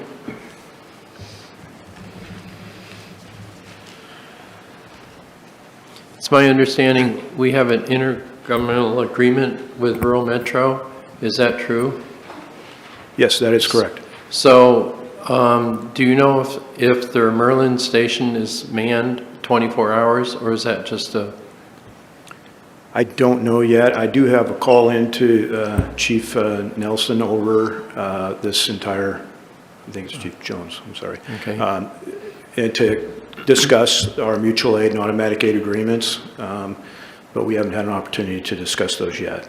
Okay, so as you mentioned earlier, that with the closure of the station, it would be, we could be calling on other agencies, so there is a potential we could be calling on them, especially with them being located north of the river for that station. Yes, that is correct. But in some of the discussions I've had with my staff is they don't have a lot of resources that they'd have available to add additional resources to our request. So that may be a hit and miss situation. Okay, thank you. Valerie, then Dwayne, then Joel. Yeah, I'm going to ask you this, so hang in there. Okay. We also talk about, Josephine County currently has the contract for AMR, correct? I For believe our- so, yes. And a lot of time, our officers are on the scene and before an ambulance arrives at a scene. Correct. And there are times, and this actually happened to my husband when he had a stroke, that there was no ambulances available in Grants Pass, which I think is called the Code Zero, if I'm correct? Yes, that's the way I So how understand it. often does that happen? Does it, I mean, because I know at that time it was Rogue River who was called over, and the firefighters on the scene actually took Yeah. care of it, so it was great. But does that still happen, or is it still a I problem? can't, I had a number, I believe the last time we spoke, but I don't have that number again. But I do know it does happen, I can't say regularly, but often enough to where we are put in a position of providing more service. We report that on the city manager's weekly report, and some weeks it's 0, some weeks it's 3, something along those lines, but. What is it under? It is under code 0. There's a Oh, 0 okay. line item. Currently, right now, we're not going to be reporting that because our crime analyst position is now vacant. So we're trying to figure out how we're going to now be reporting some of the stuff. But all the past weekly city manager reports does have that line item in there.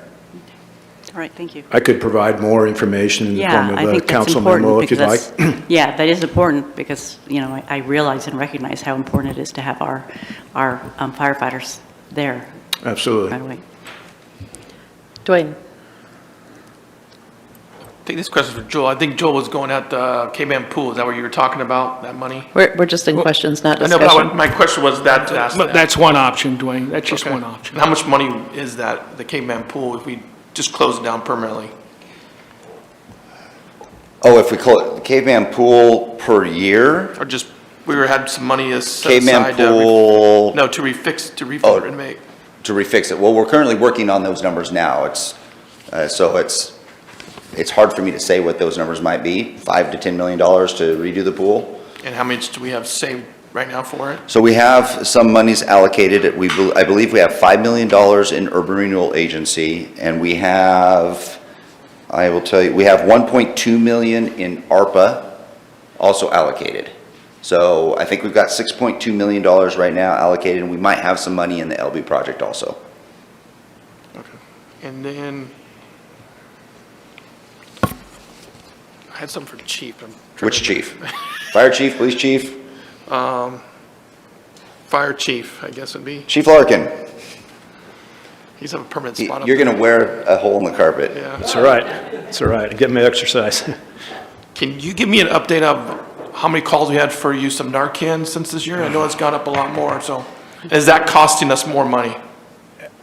Again, I can tell you that the service levels continue to rise on those. I can't tell you the exact numbers at this point. I think I gave you some really crazy numbers at the strategic planning. Okay. And they're probably the numbers that we'd be looking at right now. Other chief Similar does. to that. I think you have backup back there. I got your back. Yeah, I can speak to that number. I paid close attention to it. The last time I checked, I think we're pushing on year-to-date about 50 overdoses just in the city of Grants Pass and 8 dead. Our officers, our citizens, and our first responders regularly deploy Narcan and/or naloxone. Most calls are taking 2, sometimes 3 doses, and there's a lot of times we will respond to a overdose call where there'll be nobody there because their friends have already administered naloxone, Narcan, and they've left the scene. As far as who pays for it, I was pretty much a stickler on getting money from the state since we have ballot measure 110 out there and/or grant dollars, but currently no Grants Pass city money is being used to purchase Narcan. We're using it via grants, whether it be a HIDA grant or other means. Is that from July 1st of last year, these numbers? No, they're from January. January, okay. We so only had 3 die last year. We have 8 dead already this year in 4 Correct. months. Now, don't quote me specifically on the data, I'm not the Daily Courier. but it's right around there. We've had some serious calls come in over just the last couple of days. Okay, thank you. Joel. So Aaron, would it be, in terms of doing the analysis, beneficial if we have identify a tentative rate for our property tax and then move forward, and then and it's an iterative process again, because that would then say how much money that generates, as you did here in your analysis, where you assumed $1.79. Seems like we need to firm up that assumption, not that it's going to be that, because before we go forward, we can make the final decision. But if we as a council, and I would ask this to you and also my fellow council members, that we would at this point in time proceed with an assumption of $1.79 with the numbers and see where that puts us in terms of other monies and what we do, and to confirm your assessment there. Or conversely, if people wanted to, $1.89. The reason I personally stuck with $1.79 was because it's paid by property tax owners. It doesn't have as wide a base as something like a water fee or a utility fee. So as we move forward, making that assumption at this point in time to validate that assumption, seems like it would be helpful for us in our analysis and our decision making. So that's probably a good question for the next discussion. This one specifically talking about the environment that we have today, which is we do know $1.79 is going to go through for fiscal year 24. Okay. And that's what these recommendations are based on. The only thing that would change that is if council implemented some other type of fee that would inject revenue within the fiscal year 24 budget. That would maybe take some of these temporary things and keep them temporary and not switch them to permanent. Yeah. And that was like what my fellow councilman De La Grange and Lovelace said with the getting reimbursed for, I can't imagine it's a big number, for people that are having heart attacks or CPR and that kind of thing. Okay, thank you. DJ. On the list here, it says delayed development code amendments. Can you elaborate on that? And please help me understand the correlation between the general fund and development code amendments. I can do that part, and you can talk about the development. I know a little bit about it, but on the development code. The development code is, of course, housed in community development and the planning department. And the planning department is general fund. So that's the link between development code and the planning. And there were 2 potential development code amendments that we were looking at trying to do. You might have a little more detail on either one of those 2, and we'd be looking at curtailing one or both of those for this year. Right, so planning has a list of code amendments that has been tracking for quite some time. Also in relation to the Middle Housing Code and the climate-friendly equitable communities rules that are coming down from the state, we thought an opportunity to hire a third-party consultant to help us consolidate all these amendments at once versus piecemealing it at a time. So that's the gist of the code amendments. So then this is related to hiring a consultant to help with these development code amendments? Is To that help true? it efficiently just make it happen and codify all of it at once. Okay, Yep. thanks. Vanessa. Mark, I have a follow-up on that. Those are the middle housing and both CFEC, those are state mandated, so would we be able to accomplish both of those without this? Correct, we're moving forward with those. We just thought it was an opportunity to also do it all at once, like other jurisdictions have done, given the opportunity, and given that we're opening up both the comprehensive plan and development plan at the same time. It was just an opportunity to do that now. Okay, understood. So it would still be completed, but just in a less efficient manner? Correct. Okay, thank you. Other questions? Joel. Well, I always like to broaden the scope of the analysis a little bit, especially at the beginning. You don't do it at the end. So there are other funding sources for other things that draw on the general fund. And so like you mentioned the park user fees. You could also have a park district like Corvallis has. And what those impacts are, and they have to be voter approved, and they would have less of a draw on the general fund. Then the general fund could go to law enforcement without an impact on the parks or law enforcement. But the taxpayer would pay more money because of the Yes, that is correct, and that would all be good discussion for funding of public safety in our next presentation. Okay, Yes. okay, okay, But those thank are you. options that you can take a look at. Okay, thank you. Valerie? Okay, so I'm just getting a clarification then, because like you said, my brain's going the same place that Joel's is, anyway, so this is based upon the 30%, correct? So this was based on our decision to keep it at 30% and not take a 20, because we talked about the fact that we could go for a lower amount in contingency, I guess is the money that I was talking about. We like to keep 30% contingency. Yeah, is our that correct? reserve, our reserve policy. Yeah. And basically, I just want to say, so our reserve policy is basically keeping it in the contingency. Am I correct? Yeah. Okay, I just wanted to clarify. So basically, by making and talking last week about keeping it 30%, we are saying that that's where the 2.6 million was just getting through the year 24. I'm just, correct? In budgeting for in doing our preparation for the fiscal year 24 budget, we're going to see a great difficulty in still meeting the financial parameters after we provide resources to all of the general fund departments for what they have budgeted associated with the level of service. We came short of about $2.5 million in meeting the financial parameter. And so that's why I came to council, and JC and I came to council and said, what would you like us to do? Submit it outside the range or keep it within the range? Right. And that's really important for us to finish up our budget document. Okay, so I was just getting clarification on exactly where we were at and what was being brought to us right now. for And this what's year. being brought to you is that $2.5 million-ish gap to make sure we stay within the parameters associated with what we have adopted as a budget process. Brian? So there's probably other cost-saving measures that are not on these lists. For example, has there been any discussion or analysis around police using more efficient vehicles, like state police, like smaller vehicles that cost less money and use less fuel? Have there been any discussions around anything like that? Yes, and I think either Chief Hinsman or Jason would be the ideal individual to answer some of the discussions that I've been a part of, but they've been more intricate, involved in developing.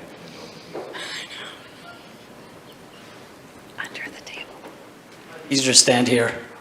The fleet is not going to remedy the gap in police.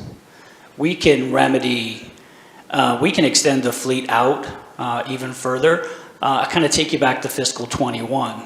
We kicked the can in fiscal 21. We were trying to build it back in fiscal 24. So what you're seeing today is a reduction in trying to get back to where we were in fiscal 21. Even if we were buying EVs, they're still going to cost $60,000 or $70,000. They're still going to need maintained.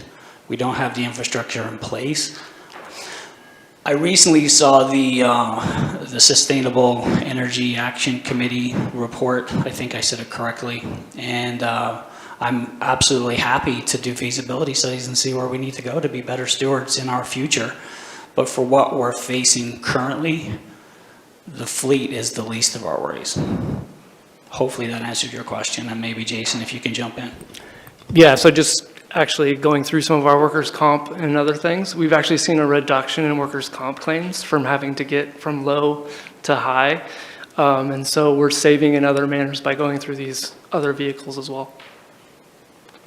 We're saving in workers' comp because officers don't have to get out of as low of a vehicle? We were having a number of knee, back injuries that were increased that we've seen a reduction in because we've gone to an SUV versus the Ford Crown Vics.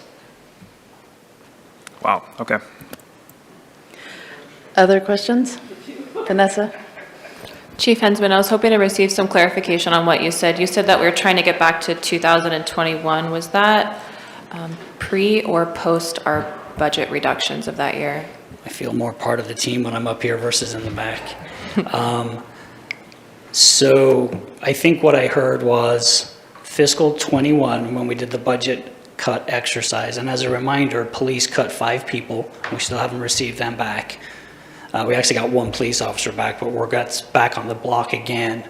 plus the 5 from now. But essentially, we're just trying to recoup the money because we have an 8% inflation along with vehicles wear and tear, et cetera. So we were trying to build those dollars back. So in the PD budget, it looked like an additional 280-something thousand. That was extra. So we literally decided to cut that back so we didn't have to cut any more people. So we still have a shortfall in our vehicle replacement account that we're going to have to take a look at.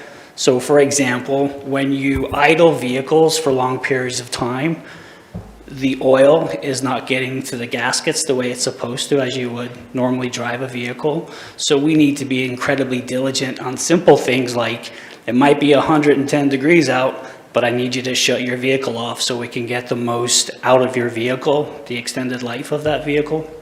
So we have to look at all those kind of things as well. But to answer your question, we're literally tried to get back to normal, but we couldn't because of this.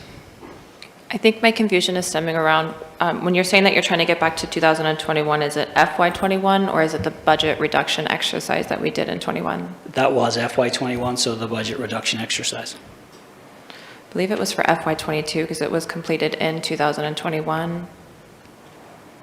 I'll take your word for it. But Okay. it was the budget reduction exercise is what I'm talking about. Okay, that understood. amount. Thank you.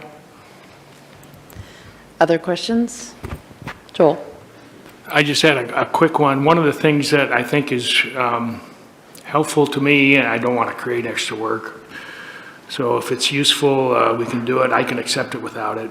But the percentage of the budget that goes towards personnel. So as we, and how that changed, how has that changed over time? And so I use a straight figure of about 70% for personnel costs because you have other things like squad cars and that kind of thing, not only in the fire, in the emergency services area, but in the other areas as well. And if you start getting up to 90% personnel costs, you can't maintain your equipment. And so I just wondered what the trend was over time in terms of the percent of our budget that's going towards personnel costs as we find ourselves in this conundrum. That was a word from my grandson, conundrum. So fiscal year '23 citywide, we were about 53% personnel costs. 53%. And that's going to go up this year, obviously, with PERS increases, insurance, How's that things like compared to that. 5 years ago? Oh, I could probably look up those numbers if you want. That wouldn't be too hard. Okay, But okay. that's I appreciate citywide, right? And so your other enterprise funds are more into capital and other Sure. things. And so as you switch into the general fund, that is way more personnel-based, that number is a lot higher than the city average. Okay, well, 53%, if that's accurate across the board, that's a pretty good ratio. But I would like to know how it's changed over the last 5-10 years. But your point, Councilor King, is a good one, and I think we've expressed it in the past also by cutting, say, fleet and cutting training and cutting those type of items, where from a public's perspective, we're still delivering the service. Yeah. But from an internal operational perspective, it's putting additional strain on not only our FTEs, but the system, because we're operating with less and it's creating additional technical difficulties. Yeah, well, at the extreme, you have somebody that's on the beat on the street with no support and no equipment, and that doesn't work, so, but that's an extreme case. All right, I think the question before us right at the moment here is that this is coming up for the next year's budget, and so we need to give staff some feedback on whether there are any items on this list that are a total no-go for you, or whether you want to change the direction we gave on the reserve policy a couple weeks ago, that sort of thing. So discussion, Brian. Regarding potential revenue sources, I'd be in favor of looking at increasing the park usage fees and increasing the planning fees. Looks like that'll give us anywhere from an additional 50 to maybe 120,000 per year. So that's something that I'd be in favor of us looking at. As far as things we're cutting, The one thing, I mean, there's, everything on this list, or a lot of things on this list are really important, so at risk of like making other things look less important, which is not what I'm doing, I would really like to see if there's any way that we can not cut the 4th of July event. We worked on that for a couple of years to bring that back, and it doesn't look like it's a huge cost, because that number's rolled up with other events as well, so if there's any way that we could not cut that, I think that would be a good thing for the city. DJ? Yeah, I have a great concern over the workers' comp reduction program. I think that looking into the future, yeah, it seems there's some incentive right now behind cutting that much out of there, but I think that's a really dangerous road to walk down. I could agree with maintenance of some events, especially considering fireworks. The people need to have these kind of events that they look forward to. There's benefit to those. I am not currently privy to any of the potential revenue sources. Dwayne, then Vanessa.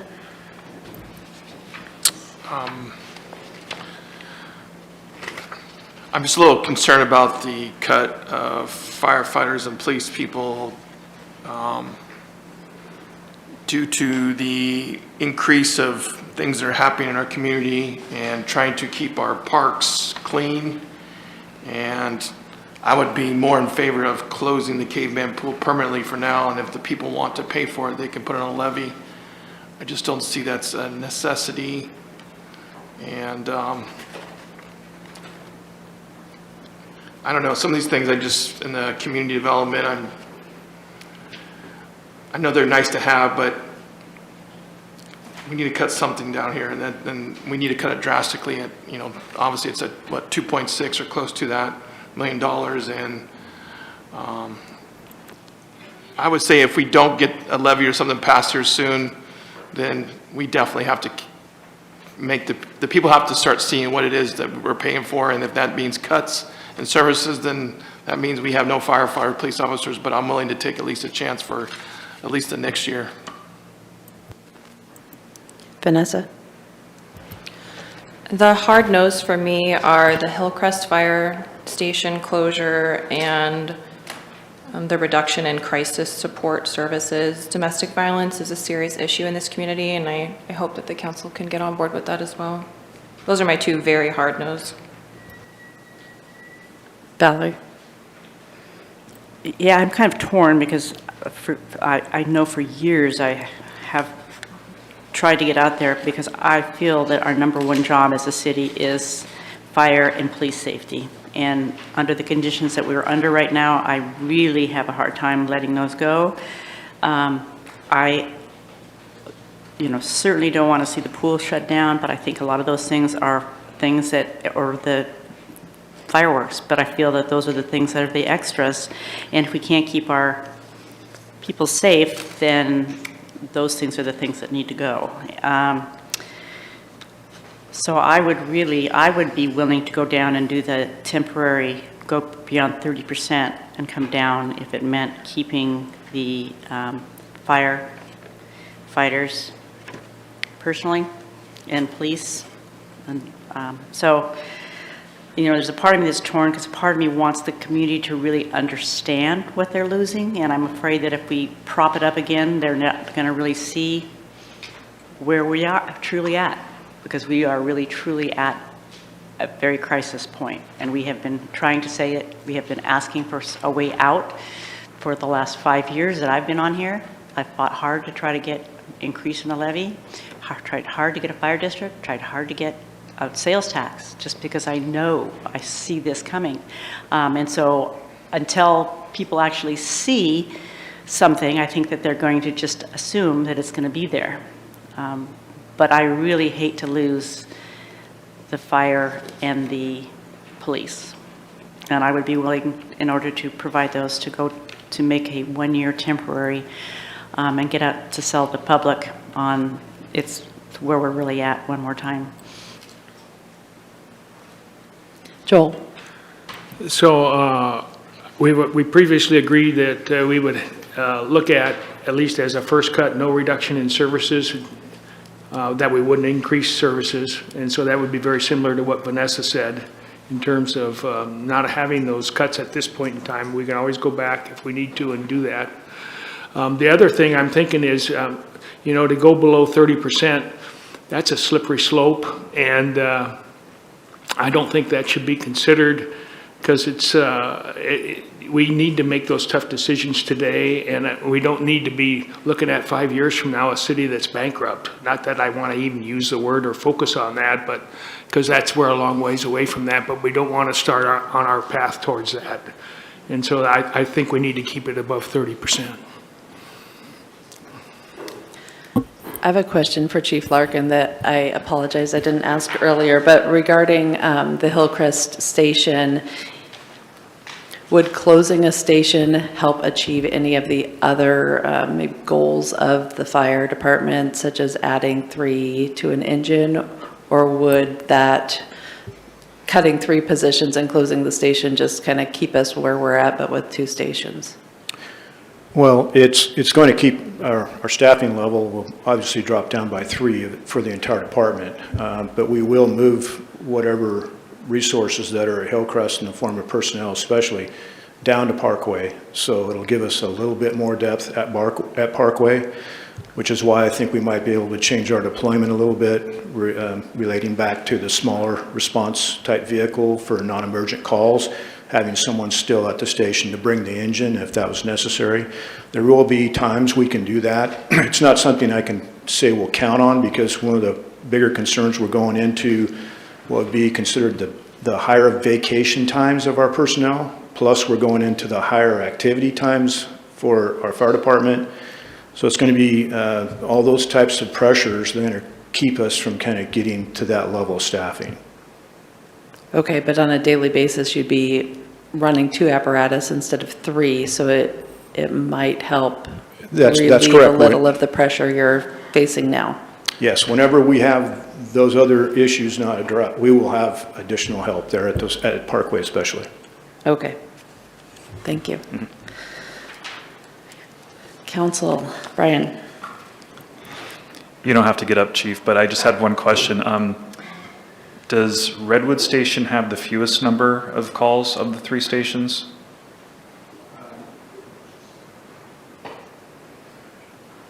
Yeah. Aaron is saying yes. Okay, no, Redwood does not. They are, I think, Parkway's about 50% of our calls, Redwood's about 30%. I'm sorry, Hillcrest 30, yes. Redwood is the least amount of calls, I'm sorry. Okay, thank you. Okay, so as far as our discussion goes here, we had a couple people suggest looking into increasing the park usage fee or the planning fee. Some concerns about dipping into reserves, a suggestion that we do dip into reserve, a no-go on the Hillcrest closure. I mean, we're a little bit all over the board here, so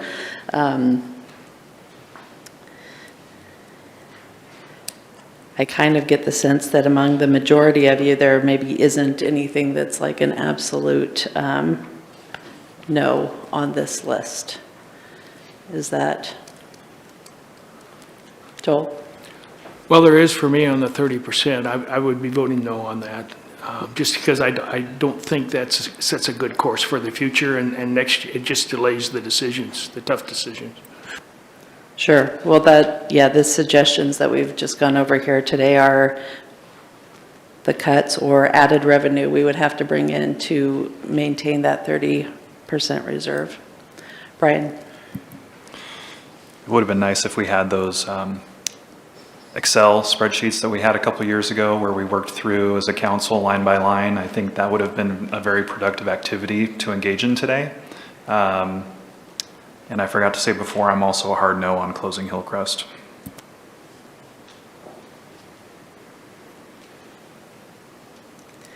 Anybody else? There's a couple of you we haven't heard from. Rob? Just a quick question on the park usage fees. I realize it's a relatively small dollar figure. Is that specifically when a group wants to have a special event in a park? Is that what we're talking about?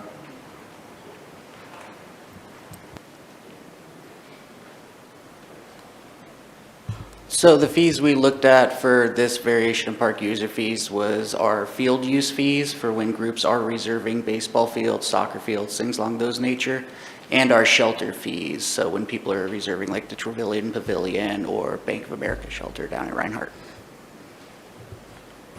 Yeah, I'd also like to say that on the closing of Hillcrest, I think I'm a hard no on that, and the main reason is that I just don't think that the public could possibly back that if we were going to close one. If I remember the figures correctly, and I could be wrong, I think the Redwood Station had about 1,100 calls a year. I think Hillcrest had about 1,700. So it just makes, you know, from, we'll just say, the average citizen's perspective, it makes absolutely no sense. And to, especially since we've got no other stations on the north side of the river. It's got 50% more calls than one that you would advocate keeping open. There is no possible way that I could explain that to any one of my constituents. And I actually would question whether or not anyone in the fire department could legitimately justify that as well, based on the fact that it has 50% more calls than one that you would advocate keeping open. So I'd be a hard no on the closing of Hillcrest also. Rick?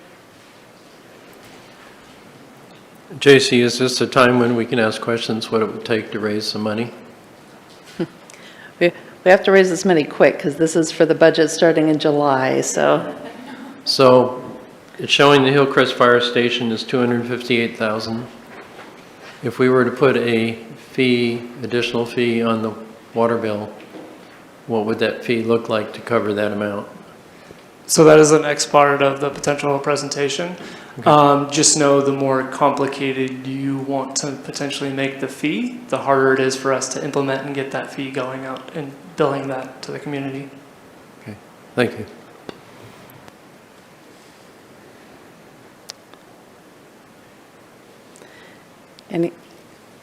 Valerie? Yeah, there's some pretty broad ranges on like the parks usage fees and the planning fees. Because I agree, I think closing the station is too drastic for us to, so the fees would go into effect immediately if we were to make that choice, so that it could immediately bring it in 24, am I correct? Is that kind of the goal? Yeah, so you're talking about parks and planning. Parks, yeah, parks and So planning piece. You probably want to do a workshop, I'm guessing, they're over there, on either of those as far as what the level you have as far as the aptitude to charging people for whatever it is, whether it's a facility or if it's a planning fee, because that's obviously going to change the way that we do business. Or ARPA. So if I'm not mistaken, that there was the $200,000 in ARPA that was at one point supposed to be used for the radio equipment, is that correct, and isn't going to be used? So that would be a big chunk to throw towards the Hillcrest station. So my suggestion might be to use those dollars and then maybe increase, you said our parks usage fees were one of the lowest in the region, am I correct? That would be my suggestion.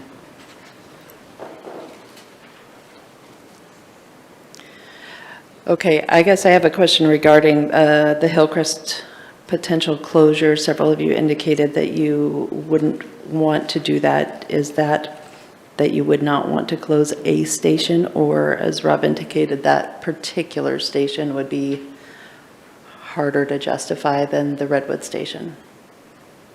Like, is it no station closures, or is it specific Hillcrest? Vanessa? Yeah, for me, it's no station closure. They really work in tandem with each other, so cutting the leg off of a three-legged stool really just puts our citizens at risk, really. And Brian? If we have to cut a station, I would cut the station with the lowest number of calls. I don't want to cut a station, but also I think the public needs to understand that this is a very serious problem, and that if we close a fire station and we don't open the pool this year and we, do some of these things that we need to do, honestly, it's gonna communicate to the public that this is a real problem that we're having. So that's where I'm at. Vanessa? I do want to caution the council against making an example to the public in that way. The Josephine County Sheriff's Office has done that for many years, and it didn't work. I know we're currently operating under a financial facade. Everything looks like it's okay, but we're hemorrhaging our general fund. So I understand that there are behind-the-scenes issues that the public isn't aware of, but I think we see at the Sheriff's Office level that doesn't necessarily work. Rob? I know that this is an issue, I think, that was brought up a couple of years ago. And frankly, it was never, I wasn't on council then, but it was never really explained to my satisfaction. But it seemed to me that potentially, and again, I would prefer not to close any of the public safety or the fire stations, but potentially closing the Redwood station from, we'll say, 7 p.m. to 7 a.m. actually made some degree of sense to me. You know, traffic would be less than if you had to send equipment from the Parkway station. I have to wonder if many of those calls during low traffic hours would end up with very similar response times, not the ones that are closest to the Parkway station, but the ones that are kind of equidistant between the two. I would imagine that the response times overnight coming from Parkway would be very similar than if the Redwood station was open. And so, again, you know, we can talk about either cutting 1/3 or we could talk about closing one of them overnight.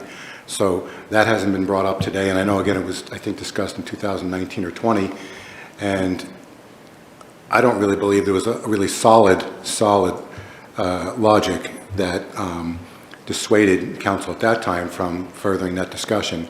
But that, to me, would be something that would be worth knowing about, and it would certainly be less, just a city councilor, not a professional in public safety, it would seem to be far less draconian than closing a station completely. So to answer Councilor Pell's question, it's related to the FTE, not to the station. So in order to achieve that funding savings, we would need to not hire for 3 firefighters. And if we don't hire for 3 firefighters, we don't have the staffing levels to maintain staffing on three stations. And so to do a temporary, like service it during the high impact times of the day wouldn't equate to the savings of not filling FTE. So that's the link between those two. DJ? Does that have implications to this grant that we've just recently signed on for and accepted for a maintenance of service levels for fire? Potentially, yeah. Because if I understand, we accepted this grant, we need to maintain a current number of FTEs funded by that grant, right? We didn't accept, we applied. Okay, Yeah, sure. Yes. Right, that's a nuance different, I understand, but then this would put us theoretically out of compliance with that grant, I presume? Yeah, we're looking at some of the language and double checking that, but we think that yes, it would potentially, because of the way we submitted it, to increase. And obviously if we held these 3 people vacant, we wouldn't be increasing that with the 4 we'd be adding, we'd only be increasing by 1, which the scoring of our potential application will go down. Got it. Did you have anything else to add, Chief? Yep, we did look into that. If we, and this is what we understand at the current time, if we were to restore those positions prior to accepting the grant, it would not put our availability to take the grant in jeopardy. That's what we understand right now.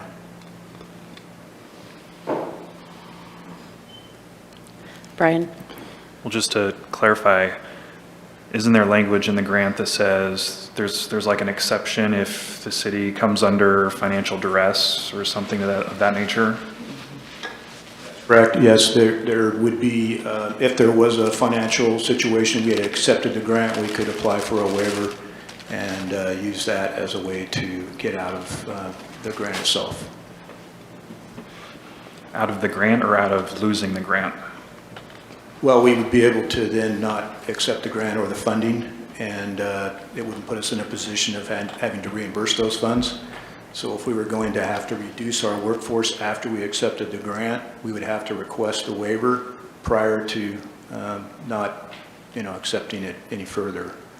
So that would, and there's also some potential, there's some abilities to retain positions with that grant. So there's a lot of other variables that go into it that really haven't been totally vetted.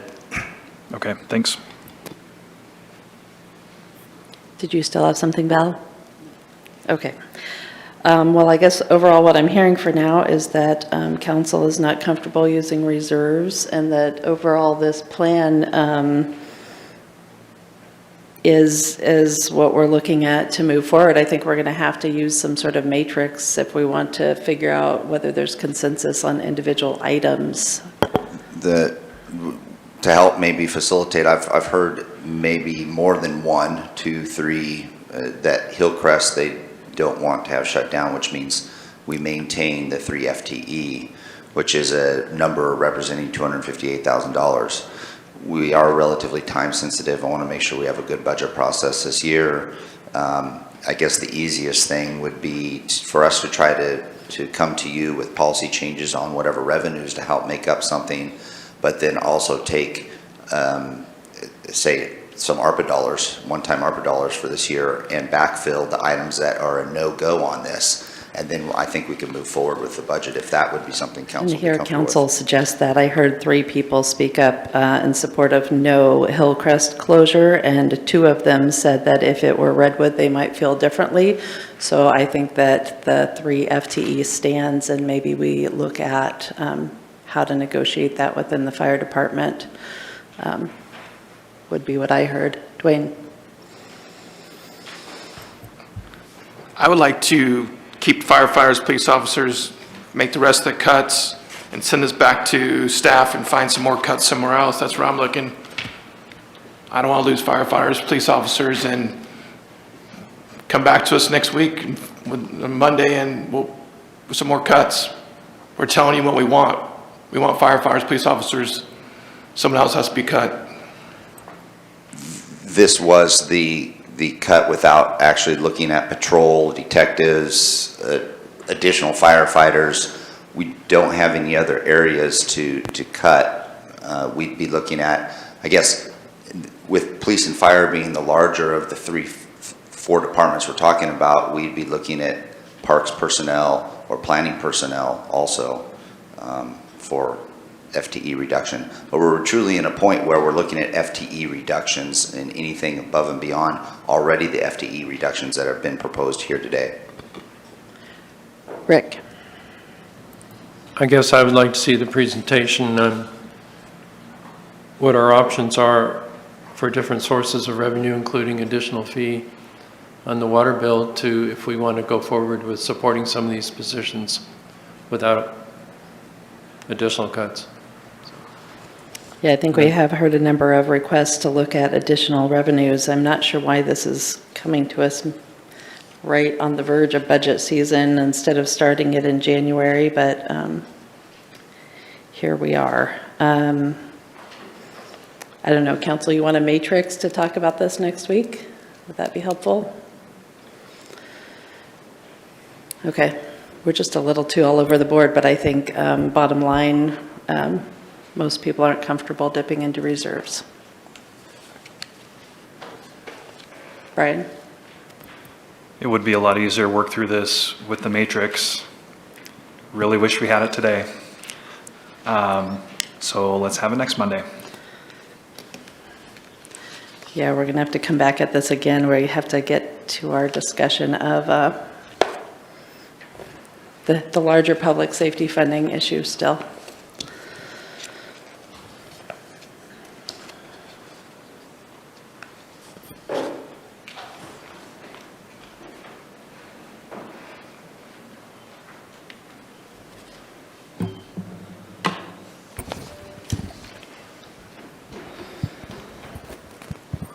All right, so specifically today, or last time we met, I was asked to bring more information about the levy and potential utility fee options. and there were 3 that came up. So this is just a reminder of where our current taxing district sits. There is a little bit over $2 in room in the general government area, which potentially we could raise our levy to a max of $3.80. Just as some numbers to see as far as the nexus to service, here are the last 4 years of calls for police and fire, and you can see the average between residential and commercial is almost about a 50-50 split, which that makes it kind of relevant when you're talking about the utility fee and the structure of that utility fee.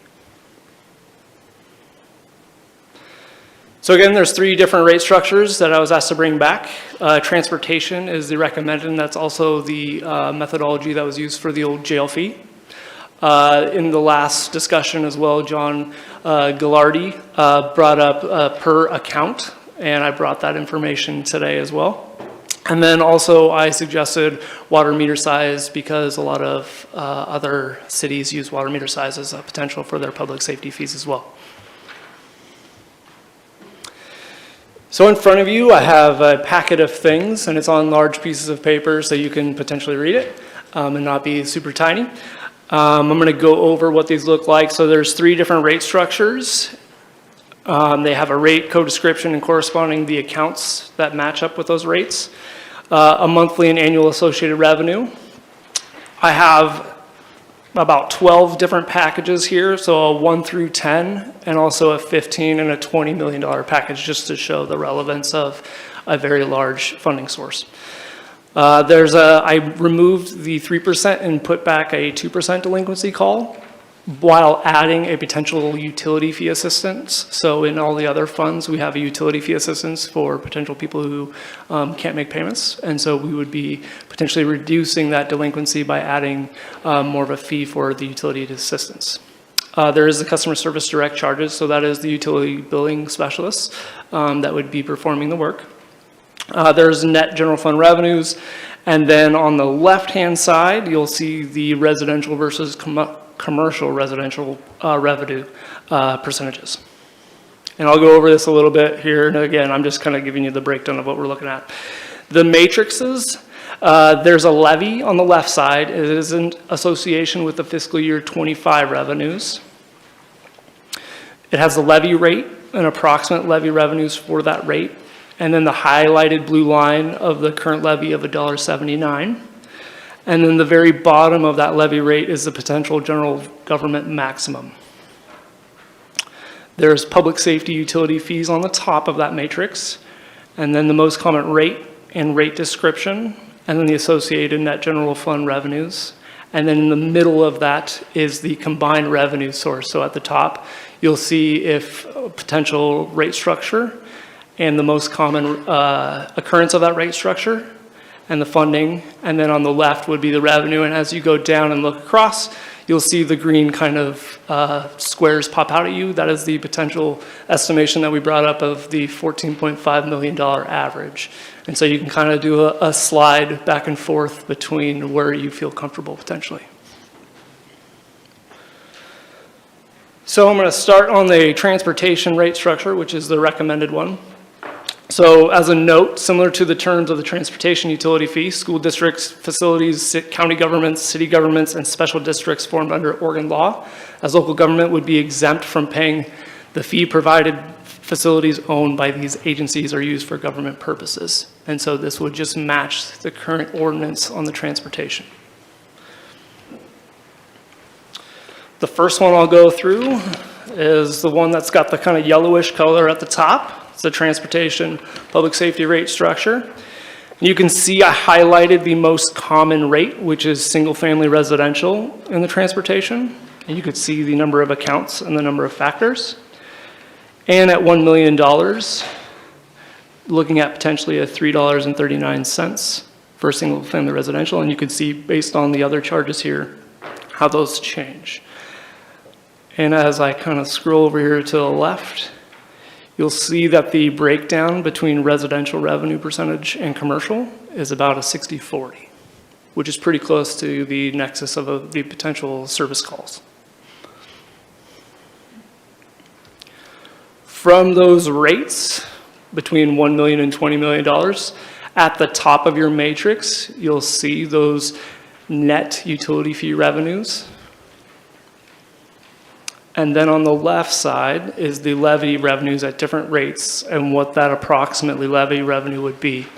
So at $1.79 in 2025, you can see it's about $6.7 million. And if you add a potential $1 million-ish package, less the associated expenditures of the $872, and the $1.79, that gets you to about $7.6 million on the blue line. And again, the green boxes kind of show that estimated target of the 5-year average for the next levy cycle. I want to point out there's some struggles with how our city is built. Not all accounts are the exact same. So not everybody has a water account. Not everybody has a sewer account. Not everybody has stormwater. So what we need to look at as we go through these Hang on is that just some a of these are second. Let's hard make sure to- people are looking at the right paper. Okay. Wait, just give everybody a minute to sort through and find the one that has an orange bar at the top. First, it says levy and utility fee revenue matrix, and then the orange bar says water meter. Should say It transportation, should say public safety, transportation on that utility one. fee. There we go, transportation. They're hopefully in order of the order of the presentation. Yeah, there's two different things that say transportation.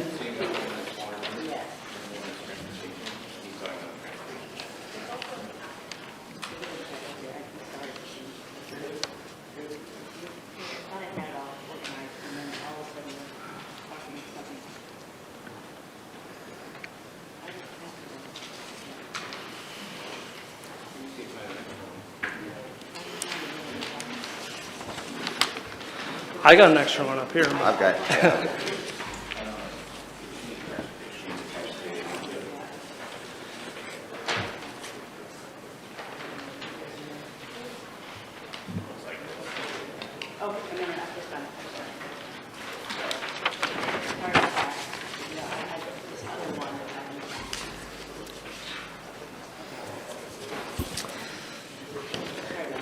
All right.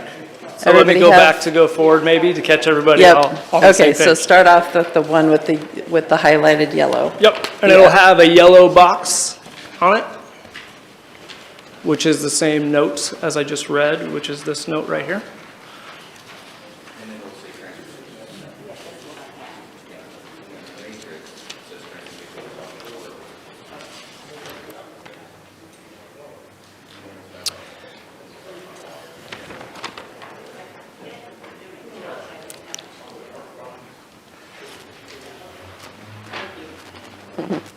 All right, I think we're ready.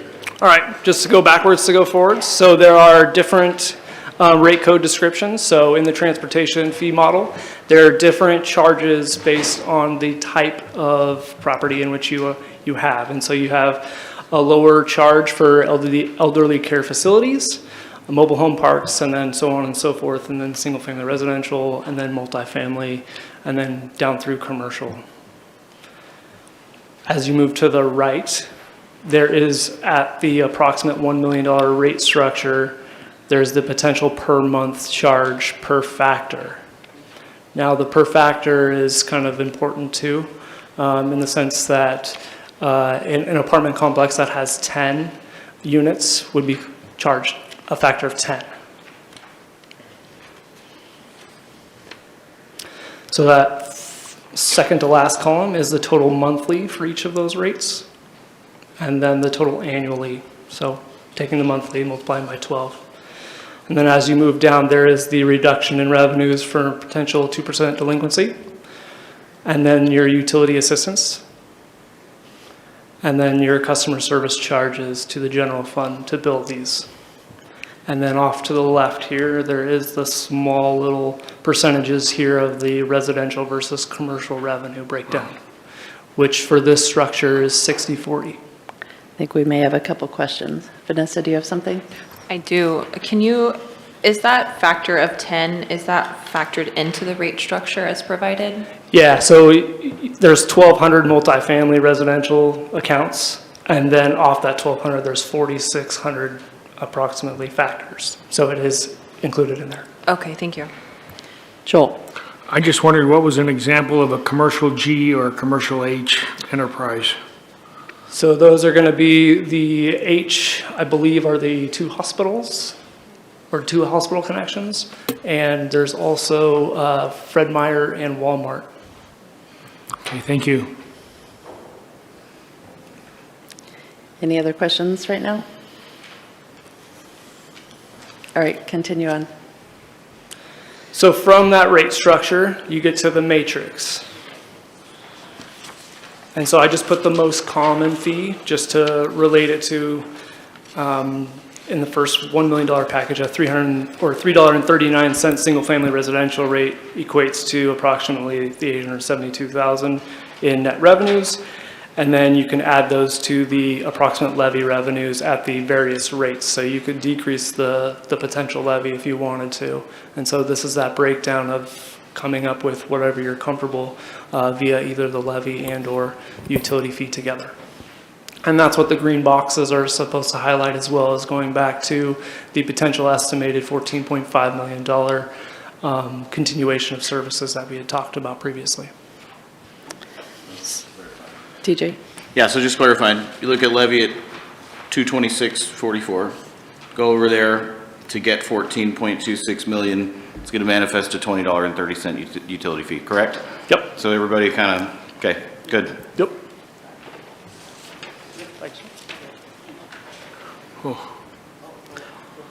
Joel? So I kind of feel like this is a dangerous question, but we probably need to ask it.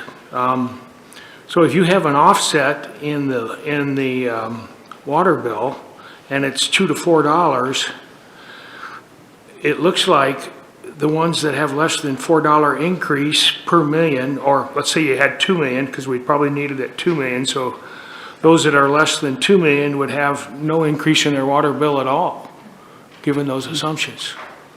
If you can make up the difference there, again, I'll have to check that math, but. Sure. But there is a break-even point there where there would be no increase. Well, I think, Joel, here to clarify, look at the blue line here is $1.79. That's our current levy. In order to achieve $14.5 million of revenue, we would need to maintain a $1.79 levy and add $27.12 to the monthly utility bill. $27, not $2 or $4. So there's a discrepancy there that I don't quite understand. I understand what you're saying there, Sarah, that it would require an average of $27.12. But if you look at doing it by the transportation rate structure where it's put on different ownerships differently, it would have very negligible impacts on home ownership. No, he's already accounted for that. So this is $27.12 for a homeowner. And then if you look at the other sheet, I think you'd be able to figure out what it would be for a business. Okay, I need to spend a little more time on it. Thank you. Sarah. That would be in your $8 million package. That'd be on page 3, just so we can all go together. And you can see that same commercial H is now over $8,100 a month.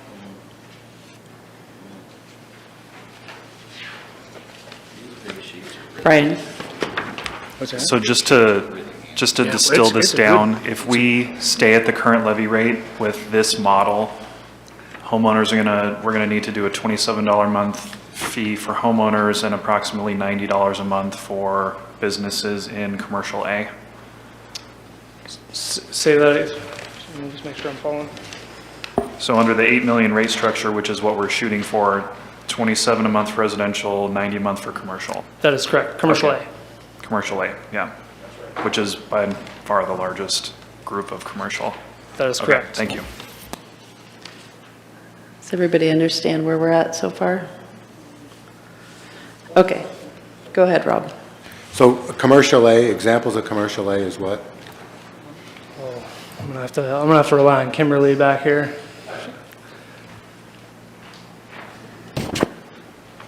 It's on the base. It's red. Can you hear? Does it work? So some of your small restaurants downtown, small businesses downtown, your beauty parlors, barbershops, It's based on size and type of business. So the vast majority of businesses within the city of Grants Pass are A's. So roughly, when you say size, square footage or number of employees, or what ballpark are we talking about? So it's square footage and type. It's based upon a transportation utility model. It's how many trips does a business generate. So if you are a drive-through coffee shop, smaller, you have less trips than a larger one. You would pay an A if you were smaller, a B, a C, a D, as the size, your square footage increased. 23, okay.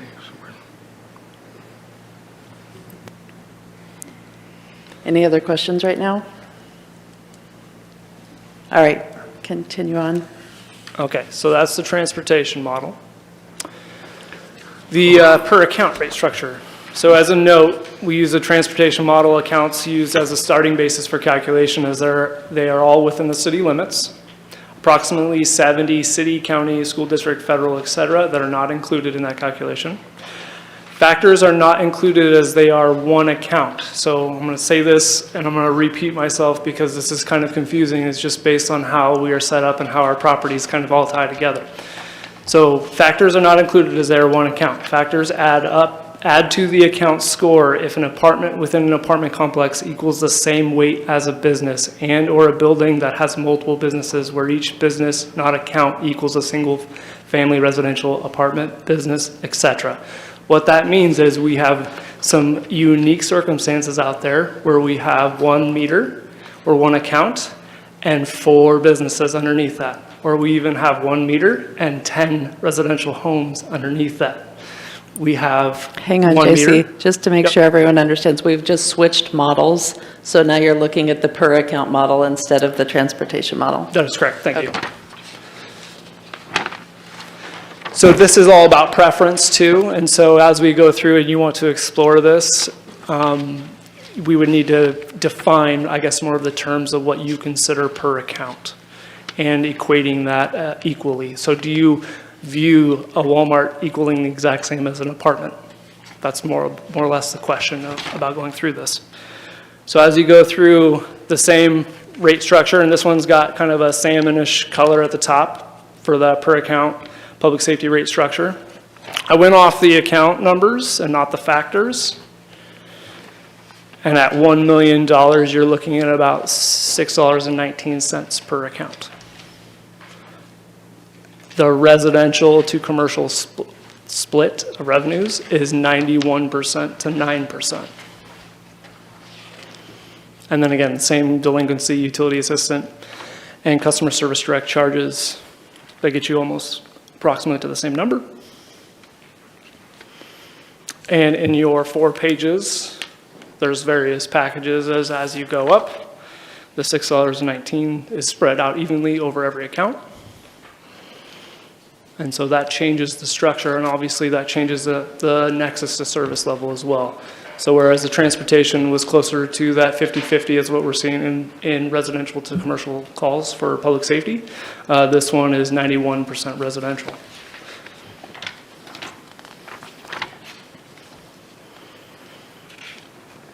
And this one also has a matrix. Same concept here, levy on the left, potential account rate at the top, and then the net revenues, and then the same blue line, and then similar greenish bars around the items close to the $14.5 million estimation. So for this model, the average home would pay $179 for the levy and then $49.52 for the utility fee rate. So, but it would be considerably less for businesses than the previous one. Considerably more for residential, considerably less for commercial, yes. Does anybody have any questions regarding that structure and the information? Questions? Nope, okay.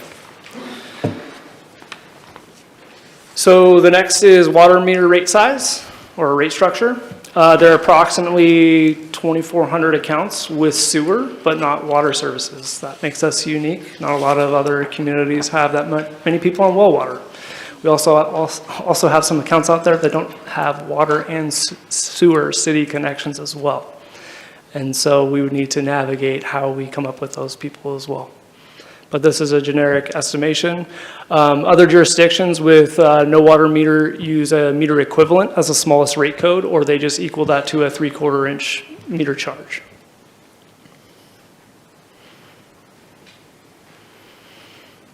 And this one has green at the top. And you can see most of your residentials are going to be in that 3/4 inch meter charge.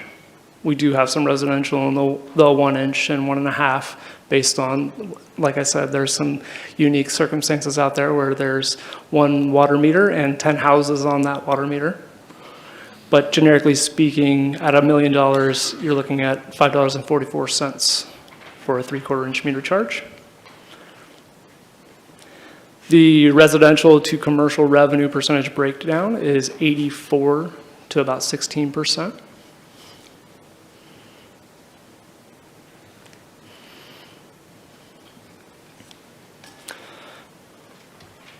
And switching over to the matrix, and then doing the same correlation, if you kept the $1.79,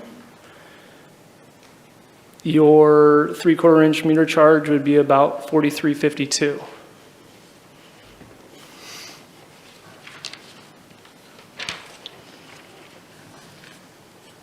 Are there any questions regarding this rate structure? Joel?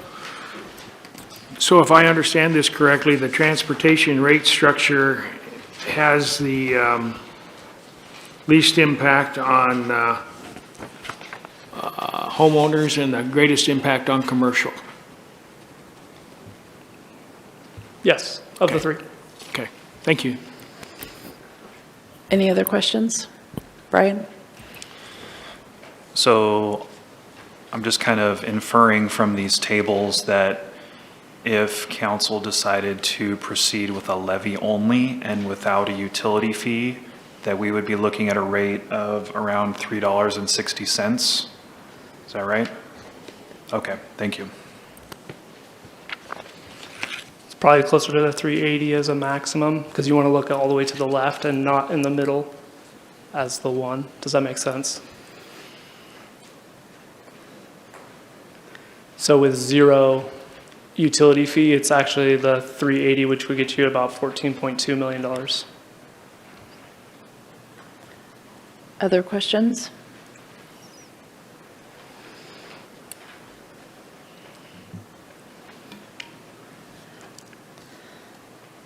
All right.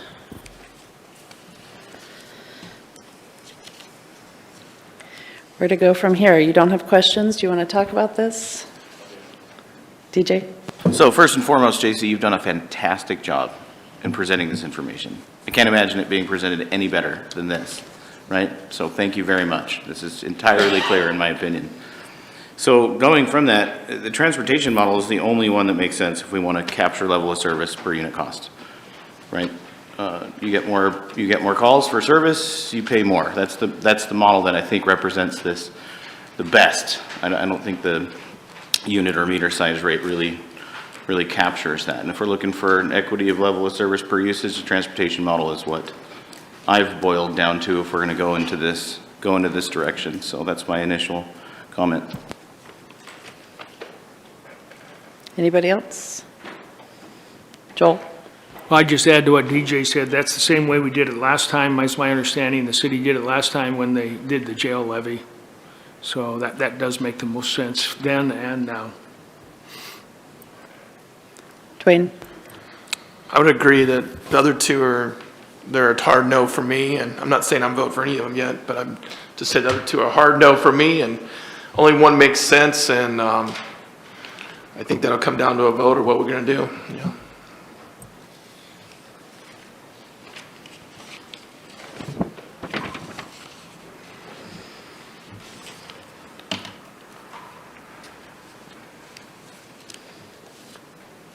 Everybody's thinking instead of talking.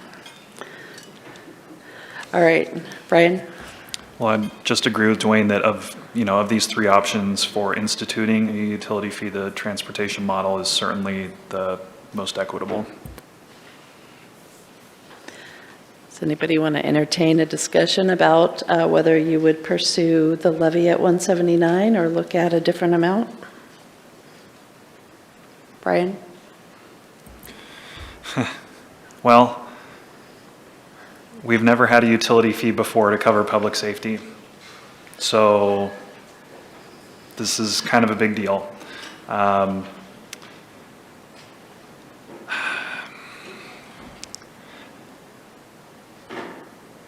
think I'm in favor of asking the people for a revenue increase via the levy. That's the method we've used for funding the gap for decades, and the people are comfortable with it, and the people get to have a say. And so I personally am not in favor of council unilaterally instituting fees at this level with ratepayers, $27 a month per house, especially when we don't even know where the water treatment plant costs are going to come in. I am really not in favor of that. So I would be in favor of asking the public for the full levy amount, 380. Tell them what we need. Tell them where we're at. Don't sugarcoat it. Go out for the 380 levy. It's probably not going to pass, but at least we're being honest with them.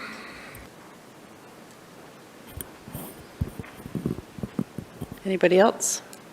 Joel, then DJ? So what the people have approved before is $1.79. And what they did before with the jail was using the transportation model, it was on their water bill. So I would favor those two things, perhaps increase it from $1.79 to $1.89. One of the things about property taxes versus the water fee bill is the equitable thing between, you have a farther spread of your costs to people that right now are paying nothing on the water bill. And so that is very, I wouldn't say it's attractive because everybody hates to spend other people's money, but the broader you spread that, the less pain everybody experiences, and not that anybody likes it. So that's where I'm at. DJ?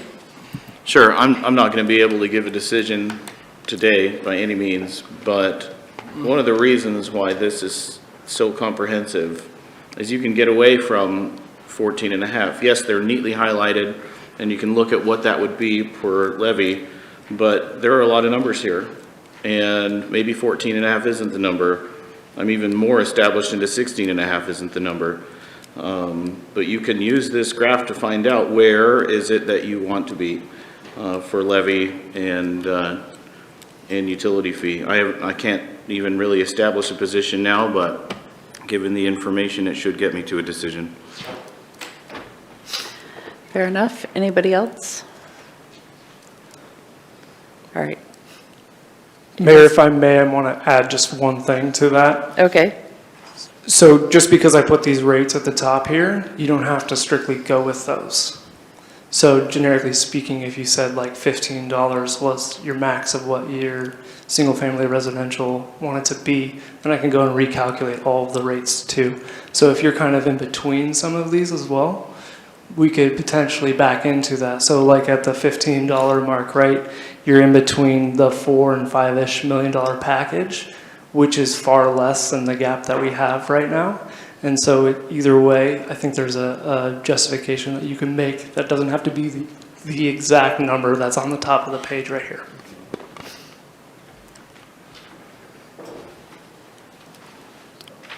What happens 3 or 4 years from now?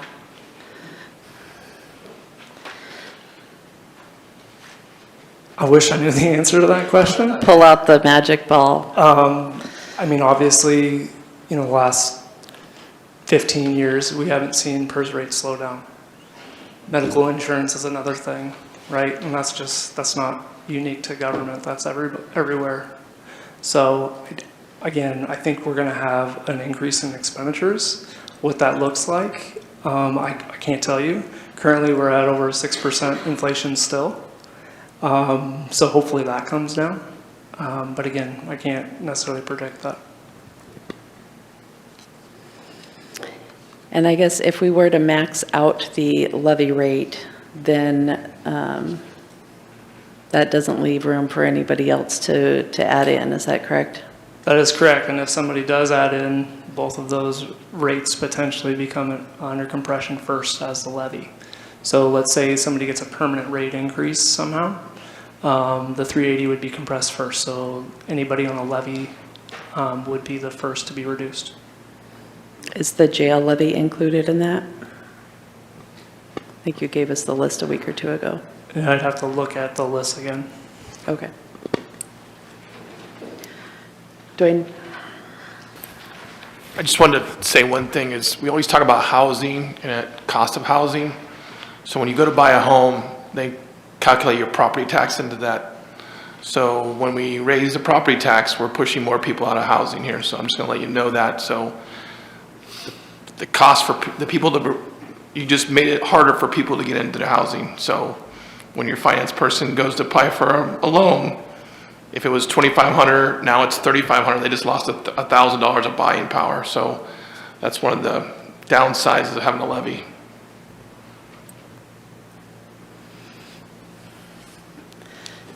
Val? Well, the sad thing is, and I agree that to me, one of the things I wanted to do was balance it so that we did reach people through the utility fee that maybe we didn't reach on property tax. But the sad thing is if you put a utility fee, then people could come around and be angry and not pass your levy. So that's kind of where you're between a rock and a hard place, is because you don't know. And, you know, I don't think most people understand. And that's why sometimes I say sometimes taking things away is what you have to do to make people realize, like you said, you can't afford these things anymore. And it's hard to say, here, how many years ago we were just asking for a 10-cent raise, and now we're going to go from $1.79 to a $2 raise. How does that happen in, 3 years or 4 years? I mean, that's crazy to try to explain that to the public. And I think that's the thing that's the hardest, is that how do you get across to the public that really can happen within a few years. I would rather see a little bit of both than just go for the levy. And I also think that, compression-wise, we'd be the first to give it up.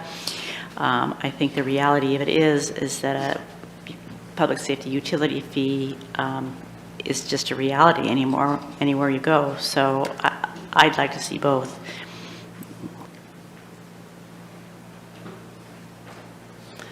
Just to throw another set of ideas out there for you to ponder as well.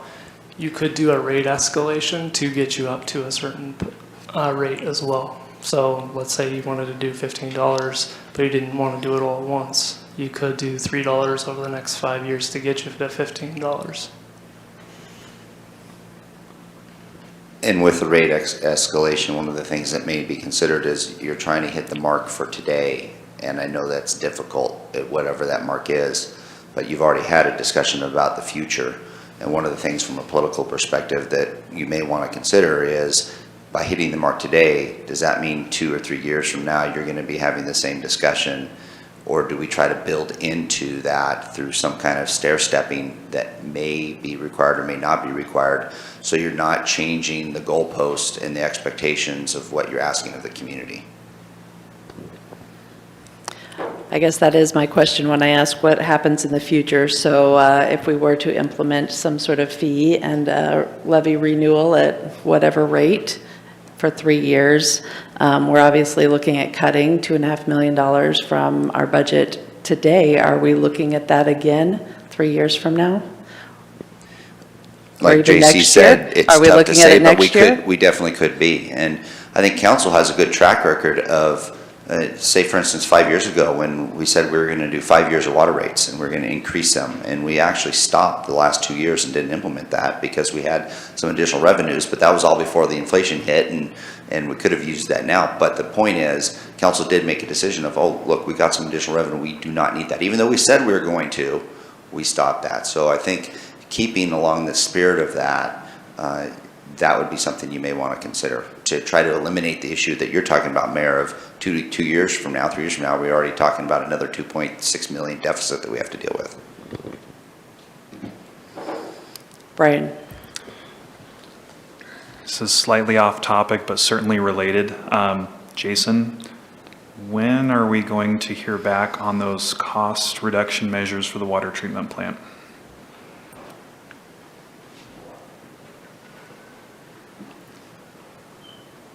So we're hopeful very soon. We didn't get 25 million out of the project, but we believe we got close to 20.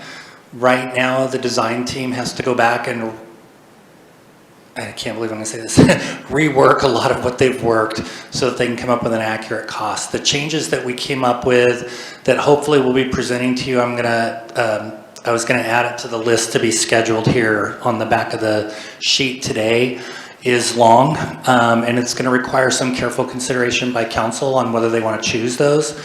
But we're likely in a position where we've got it into budget, but it comes at a cost. Features, capacity, there's a lot of issues that'll need to be considered. So hopefully in the next few weeks. Okay, thank you. Joel? Well, and this is a little bit off topic too, but it's very germane to what we're talking about. Dr. Margaret Shannon at the University of Michigan, a sociologist, talked what she calls social fabric and social cohesion. And our economy has undergone a basic reconstruction in the last 40 years. It's trying to recover from it over the last 40 years, but what it has done is with our schools, our infrastructure, our city governments, our social services, all those, the social fabric is becoming unraveled because of the decrease in industry that brought money in from the outside. We heard that this morning. Some folks are getting new industry to bring money in from the outside. So when you look at the bigger picture, there's two ways of doing this. You can reduce the size of the community, and the services, which certainly is kind of a downward spiral, and it's kind of like pulling the plug out of the bathtub. The other thing that can help, and it's not one or the other, is to grow yourself out of it economically. And we have not done a very good job with our social fabric of, first off, even knowing that that's what happened over the last 40 years, and second, of growing our economy with specifics to, and that includes housing, to mitigate what has happened to us as a county and a city. So you're just seeing those effects over time. It just didn't happen today. All right, any further discussion on this for the moment? All right, we still have a pretty significant item on our agenda here, so I think we need to move on, but I am going to put on next week's agenda a discussion again about the current 2024 budget regarding public safety and a look at possible additional revenues there. And then we will be, of course, discussing the levy and utility fee, future public safety, but I think in the interest of time next week, we will not be diving into that next week. We'll just stick to the 2024 budget. Yeah, Rob? I'm quite sure that I would speak for the entire public when I say this, is that they want to see us do our absolute best to make reasonable cuts first. And hopefully that's what we put our primary focus on. And after we've sharpened our pencils and taken it down to whatever we are willing to do, then at that point, then I think we've got to decide how we're going to fund it, what's left. But the public wants to know what we're going to do to be as efficient as possible. So I guess hopefully we're going to be working on that next week with a spreadsheet it's a little easier to itemize for council, right? All right, do you need anything further, Aaron, on that topic? Okay. Let's move on to the Fourth Bridge discussion. Does anyone need a break? All right, let's take a quick 5-minute recess. We'll start at 2:50.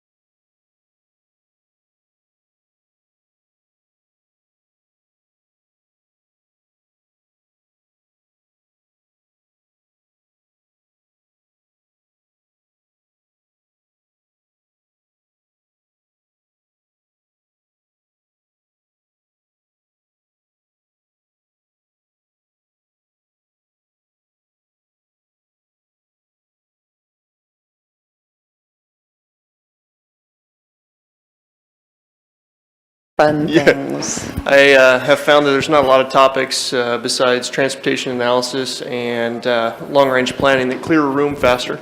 So we're, Everybody saw you coming and they yeah. just ran Like, away. Traffic analysis, I'm out.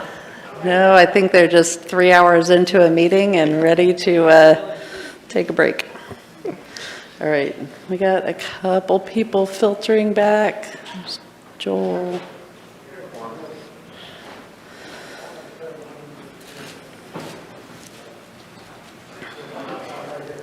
Get a head start? Right. Okay. All right, good afternoon, Mayor and Council. Today we'll be talking about the Fourth Bridge location assessment, and we will be looking at the current Fourth Bridge location as shown in the 2020 Transportation System Plan, as well as a few other alternative locations.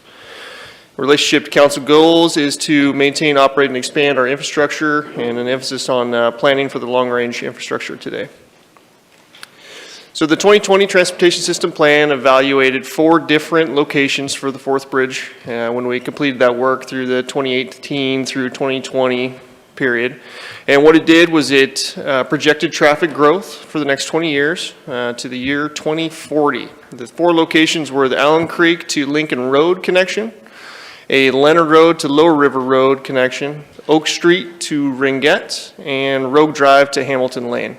So the bottom 2, Oak to Ringette and Rogue Drive to Hamilton, were shown to not really have, they didn't really move the needle much on diverting traffic from the 6th and 7th and Parkway bridges. One, Oak Street is awful close to the Caveman Bridge, so probably didn't draw a lot of traffic. And the other one was on the Rogue River side, the town of Rogue River. And there's just not as many trips generated on that end of that end of town. So all these locations were evaluated on a volume of PM peak hour traffic. So that's saying that you're looking at the rush hour in the evenings. And also as part of the new analysis we did, we also took a look at the average annual daily traffic for a weekday that you'll see in some later slides.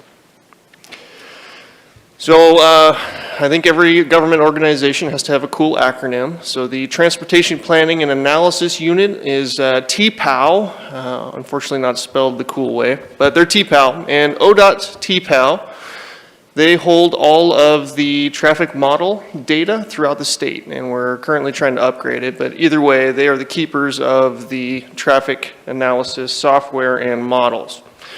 So in order to get any different kinds of model runs done, you need to put a request into TPAL, and typically it takes between 4 and 6 weeks, depending upon how difficult the request is.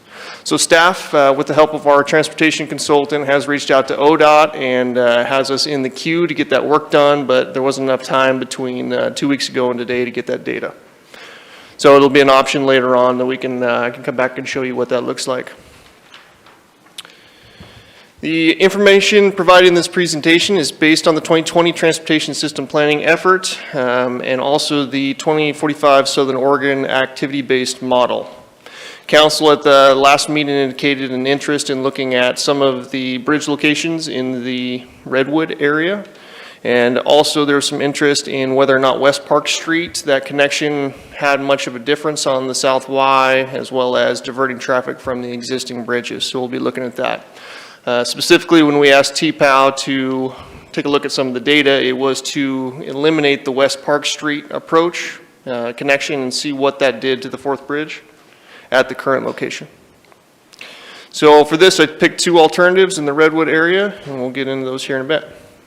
So the current location is, where it's at in the plan right now is, of course, from Allen Creek Road, and it connects Lincoln Road by extending the roadways along the fairgrounds and Reinhardt Volunteer Park.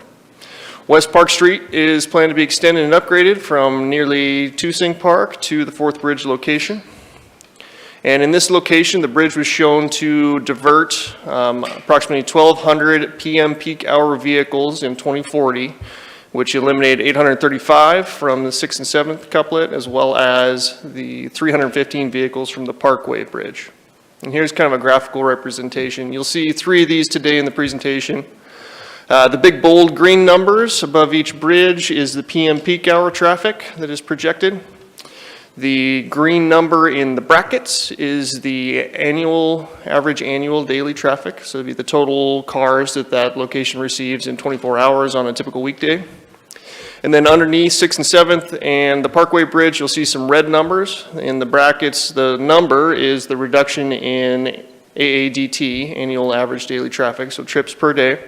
And then there's a percentage decrease that you'll see. In this instance, 22% of the vehicles are reduced from the 6th and 7th Street Bridge, and 12% would be reduced from the Parkway Bridge if the location was at the current location at Allen Creek. So in 2020, I believe some development was occurring in the area, and we had our transportation planning consultant drop a sketch, and I think you guys have probably seen this one before. I wish it was a little clearer. But this is a sort of rendition of what the alignment would look like to put the 4th Bridge through at the current location. And I want to note a few things that this road up here is West Park Street and kind of where it may connect into the 4th Bridge approach. And then where Redwood Avenue makes this kind of loop is the Redwood Avenue Realignment Project.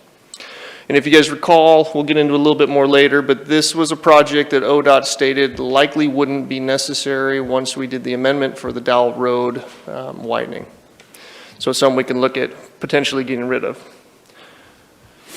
Okay, and you'll have to bear with me, I'm not much of an artist. So I drew in a few sketches, if we zoomed out a little bit, of what this alignment would look like. The blue that you see there is the West Park alignment and kind of how it affects some of the surrounding properties. And the yellow would be the 4th Bridge location.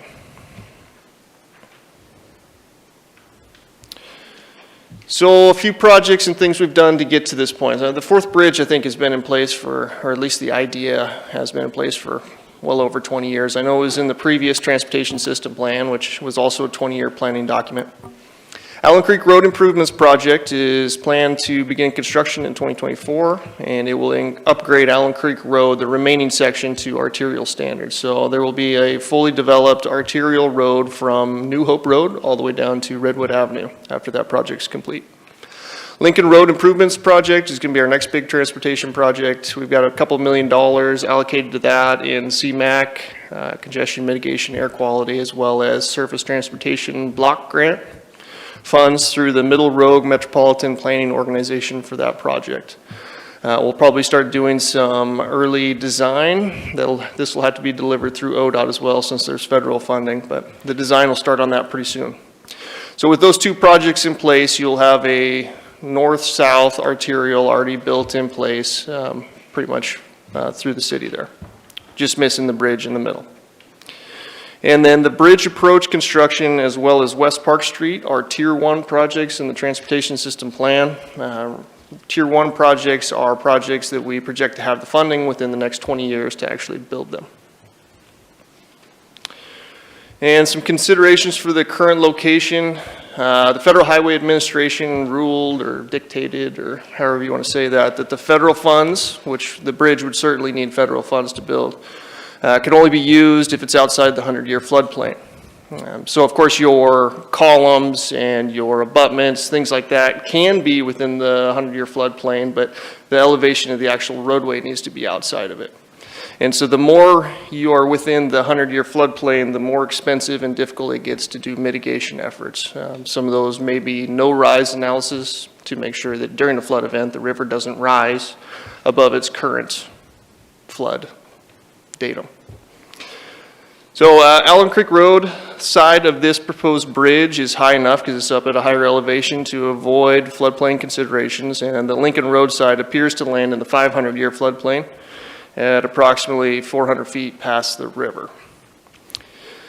So these are the flood data that we have in our GIS system. The green color is your 500-year floodplain. The kind of orangish tan color is the actual floodway. And then the blue, which you'll see in some of the following slides, is the 100-year floodplain. So like the blue would say that you have a 1% chance every year, 1 out of 100, that the water will get to that level. Wait. And 5, well, I can't do the math on that, but. I'm just curious, what's the difference between a 100-year floodplain and the floodway?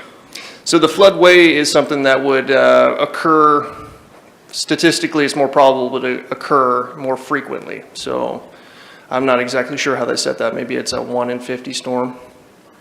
Yep. Wade, you said that the federal funding is dependent on the 100-year, but then the map shows 500. What's the difference? Well, 100, and it's kind of weird, and we would need to look into it a little bit more. So the blue here would be your 100-year flood as it's shown by the maps that we have. So here, I think it's kind of saying that the river, based on the surrounding elevations, jumps from the floodway right here and kind of skips over the 100-year flood and goes into this 500-year flood area. So it'll kind of start backwatering, I think, up in here, and this is just a little bit higher in elevation than the surrounding area. So are there any concerns about it being at risk of not getting federal funding because of the 100-year? I don't believe so. There would still be some mitigation required for the piers and columns that would need to be within the floodway, but I think this is a really good landing spot for the bridge. Okay. Any other questions right now? Continue on, thanks. Okay. Here's just an overview, kind of zoomed out, of what how the transportation infrastructure is built for this location. So you got Allen Creek Road on the south side. This is an arterial road that we're working on upgrading. Lincoln Road is also classified as an arterial. And then you got G Street and Bridge Street, as well as Redwood Avenue and, of course, the highway system. So these are all kind of designed to funnel, as you will, most of the trips that you take in a day, kind of like the arteries in your body, and then they branch out to smaller vessels, which would be your collectors and such. Okay, moving on to the next one I took a look at. So this would be from Dowell Road to Lower River Road. In this location, we'd be looking at Dowell Road kind of near Redwood Park, and we would cross over the river and then connect into Lower River Road, presumably via Summer Lane. Dowell Road is classified as a local collector, although south of Redwood Avenue it is an arterial, but it would need to get upgraded to accommodate the traffic. Lower River Road was Highway 260, but now it's under Josephine County jurisdiction, and it would likely need to be upgraded to arterial standards, at least as you head into town, to accommodate the number of vehicles. And then Lincoln Road would also likely need to be upgraded in this scenario.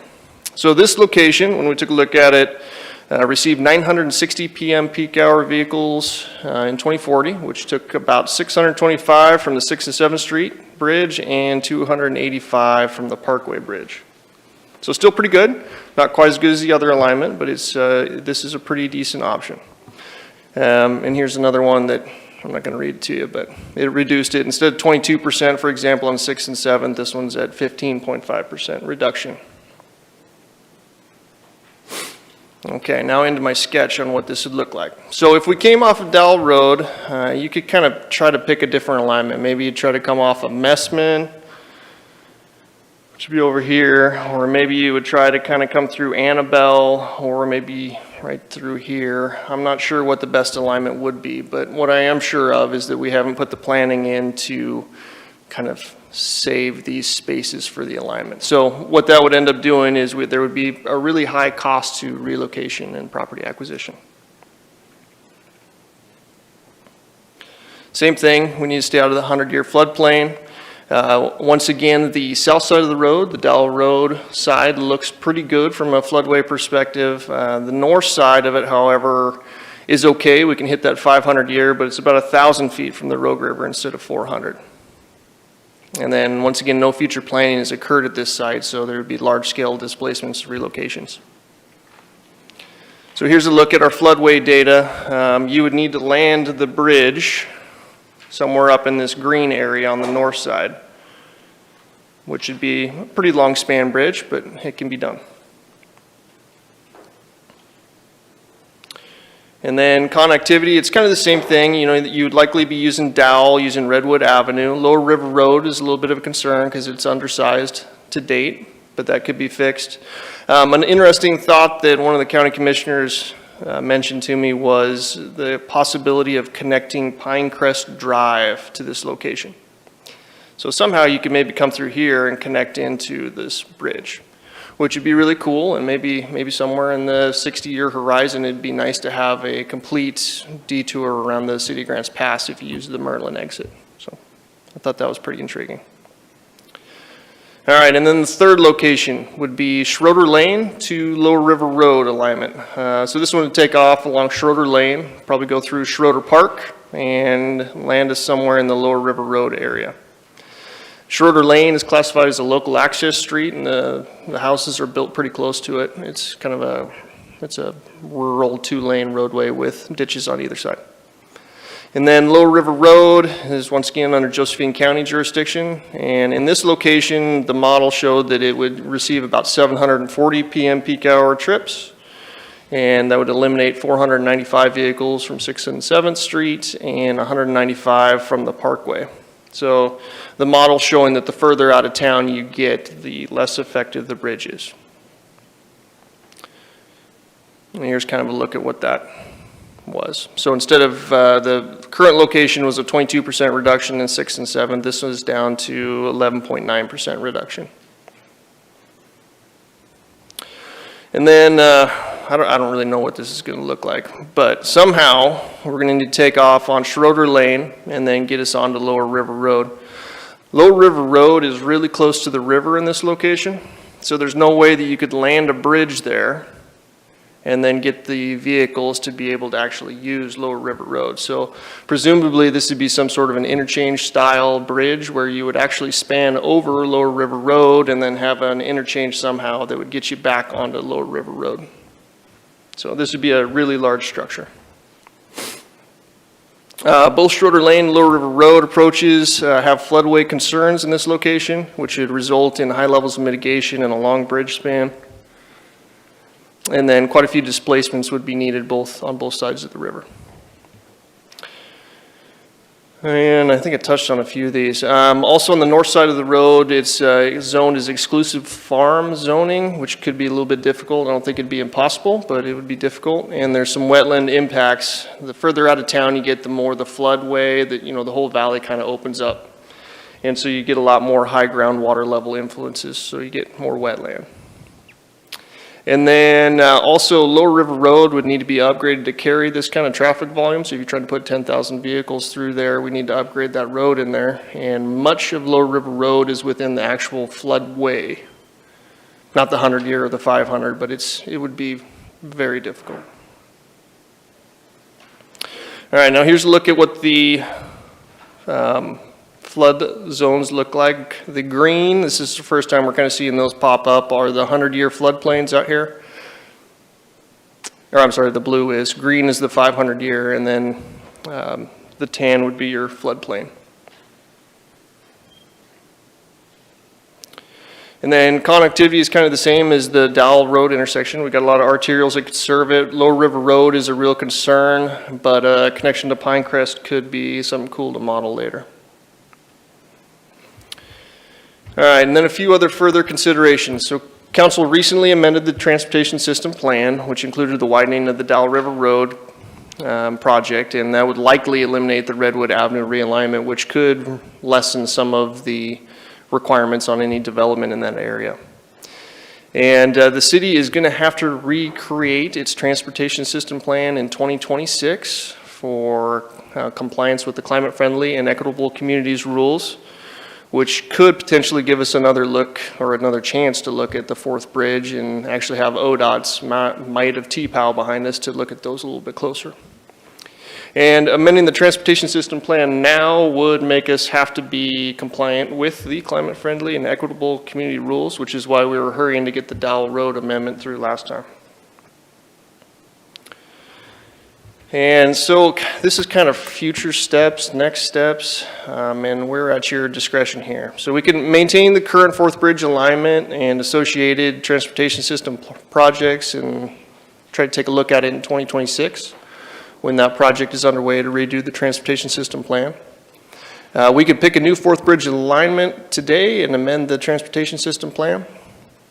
We could also hire a consultant to evaluate all the locations I showed today and kind of do a risk-benefit analysis to each.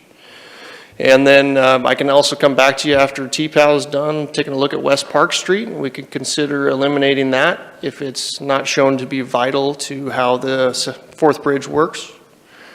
And we could also eliminate the Redwood Avenue realignment, which could help some of the development in the area because it wouldn't be encumbered by that future right-of-way. I'm trying to figure out ways to get that done without having to do a full amendment. Potentially, council could write a letter saying that we're not going to do that project, and developments could not be, have to work around our proposed alignment. And we have a project TR 6432, which is a Fourth Bridge refinement study, and it's got sufficient funding to complete additional location assessments. It could better define the current alignment so that we really knew exactly where that bridge was going to go. And it could even begin the design of the Fourth Bridge at its current location. So we've got some money if you would like to study this further. All right, now anything I can answer for you? Or? Questions, Dwayne? No. Brian? Yeah, thanks. There's a lot here. Could you go to the slide that has the current kind of draft plan on it? Absolutely. So the West Park connection, I'm seeing on the GIS that we have right-of-way most of the way there, and really there's only, I think, 2 properties there. Yeah, the right-of-way kind of stops right here on this overview, although the road isn't actually built past about right there. But yeah, we have right-of-way up to this location. Okay, and so from there to the bridge, neither of those parcels are actually owned by the fairgrounds. So I'm just trying to get clarification on how building out West Park negatively impacts the fairgrounds, and maybe that's more a question for Tamara, sorry. And you can correct me if I'm wrong, but I believe, or you can go ahead. It'd be better if you did. Thank you. So the West Park Street, while we're looking at that, that is not actually the negative impact that I'm looking at. Okay. What I'm looking at is the access that's falling on the west end of the fairgrounds. If you go back, it's the roadway and the bulbouts and everything that's on that corner of Allen Creek. I wish that was on an updated map of what's there, but that's where that curvature, that Y in towards the river is really where that impact is. West Park Street really isn't as much of an issue as that. And I also just want to reiterate, I have no problem with the location of the Fourth Bridge at all. That's great. My only negative impact and what we're looking at is that access onto that bridge.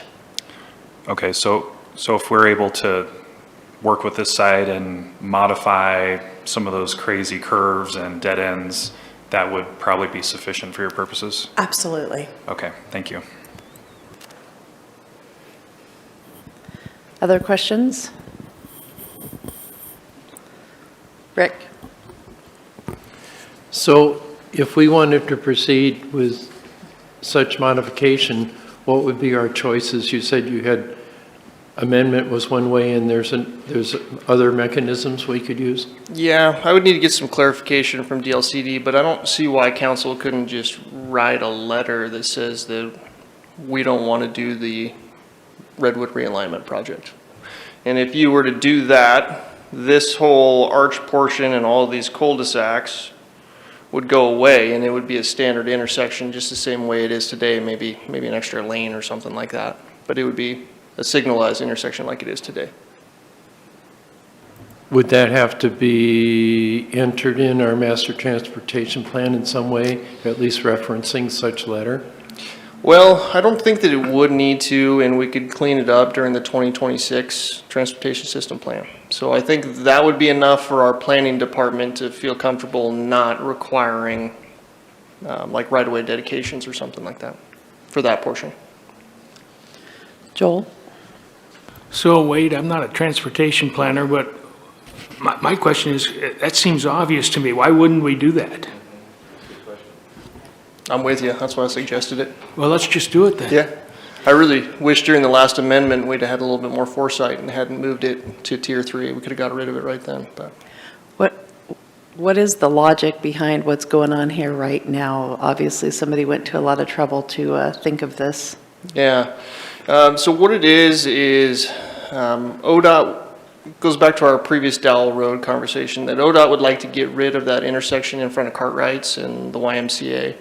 And if that happens, Allen Creek Road would be more heavily used. And so the cars would stack up more, create more of a queuing distance. And ODOT and the transportation modelers are concerned that if you had it the way it is today with increased traffic, that the cars would stack up to the point where they start backing up into the intersection. And so what it is, this was to create more queuing length at the traffic signal. Because that's a short block there next to Gooseberries and. Yep. Absolutely.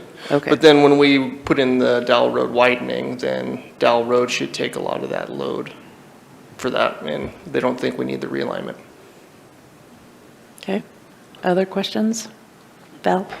It's not necessarily a question. As you said, I think it's kind of especially since we did go to the trouble to do the Dowell Road and get that amendment in there, that I would think that since we're going to have to do the transportation plan again because of this climate friendly, that a letter just stating that as a council, that would free up that area that they're talking about. And then I'm wondering whether it would, what we should do with the money that we have for the realignment, or is to go ahead and see and have them go ahead and start planning on what that would look like. Yep, I think that's a So, great plan. yeah. And that's what the capital project is worded to say, so we'll get going. We had to short it this year on gas tax because we didn't get the gas tax revenues back. Dwayne? I'd be in favor of what we've just been talking about, just getting rid of that loop-de-loop stuff and clean it up and let's call it good. Yeah. Does anybody have any questions? Okay, thanks, Wade. Thank you. All right, so council, are you interested in maintaining the bridge plan here, but cleaning up that intersection so that it doesn't have the Redwood Avenue realignment? Yes? Okay. Yeah. Any discussion? Are you talking? Okay, Vanessa? Yeah, I don't know if I necessarily am in favor of eliminating the bulb outs and the Redwood Avenue realignment. We don't really know what is even proposed on the west side of the parking lot. It feels very short-sighted for this council to push aside our requirement to manage growth in our community for an RV resort. So I'm struggling with the long-term growth of our community, alleviating traffic at the South Y, trying to be a good governmental partner, but I feel like I just still don't know enough about the project to say one way or the other if we should be amending a 20-year plan. Further discussion? Val? Well, I would just, in answer, I would say that the fourth bridge and all the bulb out stuff was actually probably more the last 20-year plan than it was this 20-year plan. Because the one before, where we had all the bulb outs and stuff, previous councils and previous governmental agencies said, no, our town does not want that. And so it was just kind of hanging there, and it just transferred over, I think, for the plan. I don't think it was ever really looked at in terms of, because when I went out to the county, because I was on the transportation for the county, I didn't go on the cities because for a lot of reasons, but they didn't even, I had to bring up the fact that they might want to think about the future because they had no concept of even thinking about it. And I think, but anyway, so I'm just saying that actually went away and was voted out a long time ago. And even ODOT will acknowledge that ended a relationship in a way between ODOT, because that was, but then it was resolved. So my thought is I do think that it was kind of resolved with ODOT, that they recognized that when we did the Dowell Road thing, it was just kind of an acknowledgement coming back to the table and saying, yes, we realize that's not what your town wanted at the time. So we will kind of form a bridge to say, okay, we'll do the Dowell Road to come back together again with something that would work for both of us. And so I think this is just polishing that up. And even then, part of the reason is that they recognized that that part of town in the fairgrounds was going to be a huge area for development, for economic development in our community. So that's why they were opposed to it in the first place several years ago, is because they didn't like moving all the businesses when that was such a growth area for the future. Does that make sense? So I think it was bridged. It has been bridged. I'm not clear on the timelines because I know ODOT had concerns about the bulb outs and the realignment as early as 2020 when the Flying Lark was constructed. In the UAPC meeting, they did submit a letter stating that that would have to be constructed as farthest east as possible to accommodate that project. So I'm not clear on the timeline of what you've stated. Well, I'm just saying back in, I don't know what year was it, before I came on council. I know that in the very early stages, 2015, 2014, so it probably was 2012, 2011 is when they had a project to do all three of it. Was it the last one that they just shut down because the city and the county refused and did not want it. So they shut down the project, and then it was shut down for as long as I was on council, 2012 through 2020. So, I mean, it was always just kind of hanging there as a tension between the state and the county. And so personally, that's why I put myself on transportation, was try to bring that back together with the state and work with ODOT, which I have done, to where you could kind of ease it and just realize our town really didn't want to do that. That was not something that our town wanted to do. And we weren't going to just let you do it. And that's basically what it was. I feel sometimes that same kind of tension now with transportation when you have something forced down from the north end of the town, north end of the state, where they say, you will do this. And so at that time, our city said, no, we will not. And so there was some hard feelings, but through time, it kind of eased to where it's like, okay, we're going to get beyond that and move beyond that. And I think we have moved beyond that. And that's why I feel like the compromise that we made for Dal Road was the realization that that is more in line with what our town wants than what is just being told that we need to do. And so that leads us right to where we are right now with more development out there and saying, yeah, let's be realistic. That is a prime economic driver for our community. So, you know, let's do what we want to do down here and not be pushed into doing what ODOT wants, which is centered at the northern end of the state. So I feel quite comfortable working with ODOT and everybody that this is a good fix. Once again, because we've got the climate-friendly stuff all coming down once again from Salem, which is going to make us completely have to do our transportation plan, which we didn't finish till 2020. And what is it, 2026, we have to have it redone by, and it took us 20 years to get there in the first place. So I think this is a good compromise. Brian? Go ahead, Vanessa. I just want to say it has to be addressed. I don't think that the Dowell Avenue expansion alleviates any traffic at the South Y, and that is what our community wants. Our community wants action on the South Y congestion, and that's what the fourth bridge helps to alleviate. Brian? So if we are going to try to straighten out that intersection, are we going to be seeing a new study, new traffic study, new something coming back to show that that's actually going to be okay? Like, are we going to see some sort of modeling, some sort of data to verify that we're not making a mistake by doing that?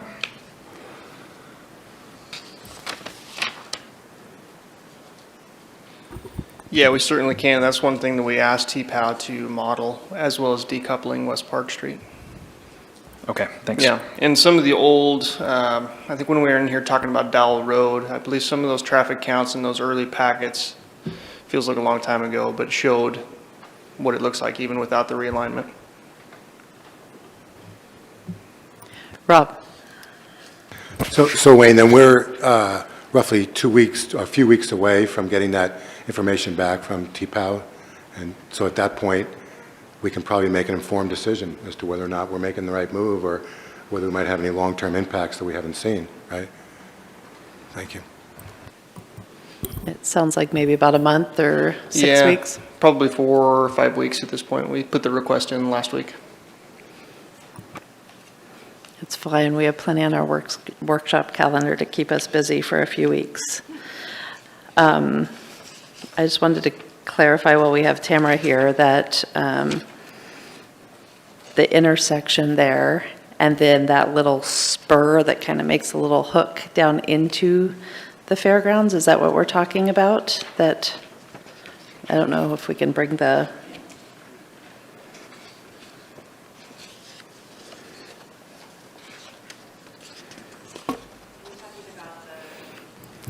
Are you talking about the spur that was from West Park Street into the fairgrounds? Yes.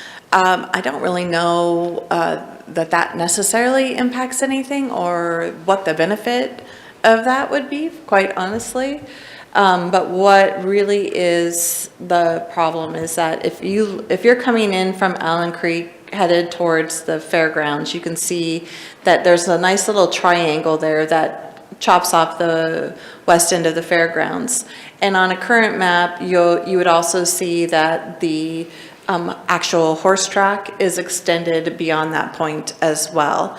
And so what I'm looking at is the west end of the fairgrounds and the property that is actually owned by the county, that is where that negative impact is.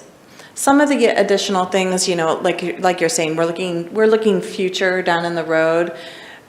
Probably, well, for sure, by 2026, we'll all know what's going to be happening on the complete west end and what the full potential of it's going to be. And some of it, to answer your question, counselors, I don't necessarily know. What I'm here today is looking at all possibilities. What is possible?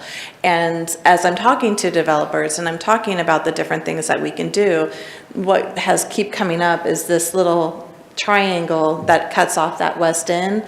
And, you know, this idea of expansion and investment back into our community and what that would mean. And we all know that we're talking 20, 30 years down the road, but when we're talking with people that are coming to our community, they don't want to look at a 15-year commitment and development. They're looking at long-term, lifetime developments.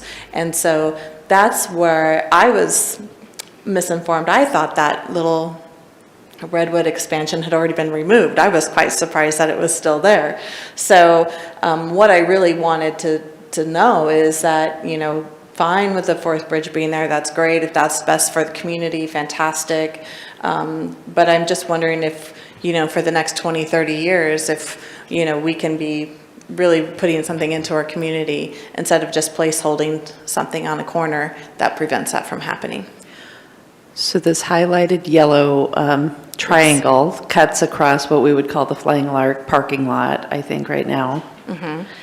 And then it also right up at the intersection of, let's say, the imaginary bridge point, where down further, I think, right where the triangle, the top corner of the triangle, that's your current access, like to the wire, to the Flying Lark, right? Like where the red dot would be, if you look at the red dot, that's really the end of the horse track. All of those roads have actually kind of already been realigned. I do have copies of an updated map if you'd like to look at them, but it's all been kind of pushed back already. Right. So that's not really a very accurate reflection anymore. So this little hook road that kind of hangs down from West Park is actually an access to the fairgrounds, I think is the goal of that road. Yeah, but at this point, it wouldn't necessarily work because the horse track's there. So that runs right over the end of the horse track. So if there's like West Park, I guess the goal originally was probably to find some sort of access from West Park Street onto the fairgrounds or into the YMCA at the time, because that's what was there. So I imagine that's what that little access road is designed to be. But I mean, to me, I kind of look at that and go, gosh, you know, 30 years from now, if we're looking to put in an access road, we can put in an access road. It's not. I think that part, yeah, I mean, I think that the way that comes in is not important. The thing that's catching my attention about it is just to realize if we were to redo that and just have the intersection be kind of your standard cross intersection, it's going to be a very busy street and you're going to lose that access to the fairgrounds on the extreme west end. And so where is the access going to be if it's not on that little hook road? And I think that we can definitely look at that. You know, West Park does run along the backside of the fairgrounds. If it's just about access into the fairgrounds, we can create an entry and a drive there. In the 15-year master plan, it's already designed that the fairgrounds entrance would move to another location 15 years down the road, this all is going to look extremely different. But I think that that access could, if it's just about getting onto the fairgrounds, we can address and create that. Okay, I think it's just important for us to all keep that in mind, is that that is the primary access right now to that parking lot. You know, the other one is that weird, it always feels weird to me anyway, scooting behind the YMCA, right? Is not really much of a road there. No, So and I that think is that being road, though, this one, you know, going straight up and down is going to be such a major road connecting Allen Creek across the bridge that that's not going to be a great point to have a fairgrounds access. So you're going to need a substantial access somewhere else. Correct. And we do have some other access points designed already in the master plan. And I think that one of the things for the fairgrounds is that our master plan was set up in 5 3-year phases so that we can address, if we need to readdress access and how we're looking at things, we'll have room and opportunity to do that. Okay. Well, it sounds like council is interested in moving forward with having a redrawn intersection plan there. Is that, Joel? Actually, I feel real comfortable right now just proceeding with dropping that and putting that constraint in, and then when it gets built, that's a constraint that the engineers need to design. I mean, the engineers, they deal with constraints all the time, and I don't feel any need to we can do a study and it'll tell us some things, and 30 years from now, they'll do something different. So I feel comfortable moving ahead, but that's me. Okay. I agree. Okay. That's where we're at. Thanks, Wade. Rick? Yeah. Okay. How about agenda review, huh? So from earlier in our discussion today, just reiterate that next week we should talk about the 2024 public safety situation / budget situation, including getting some information about possible new revenue sources, which would be fees that need to be implemented fairly quickly, and to get you all some sort of matrix where we could vote on your comfort level with the various options that were presented today. Just make sure we're all, at least a majority of us, are comfortable with those. And then I also wrote down that at some point in the near future here, we need to do another public safety discussion about the future funding and a water treatment plant update from Jason on some big changes. That said, we have a couple of big workshops already planned out through May, so does anybody else have anything to add? Dwayne? This goes along with the meeting we had last Wednesday with yourself, Mayor, and Valerie. I brought up proclamations, you shot me down, and I have the rules right here. And I'd like just to read part of this rule. It says, you must not take sides in matters of political, ideological, religious controversies, or individual convictions as in our proclamation content. So I think I was right in bringing that up last Wednesday, that I'd like to have a workshop on that. Okay, are there 3 counselors interested in having a workshop on proclamations?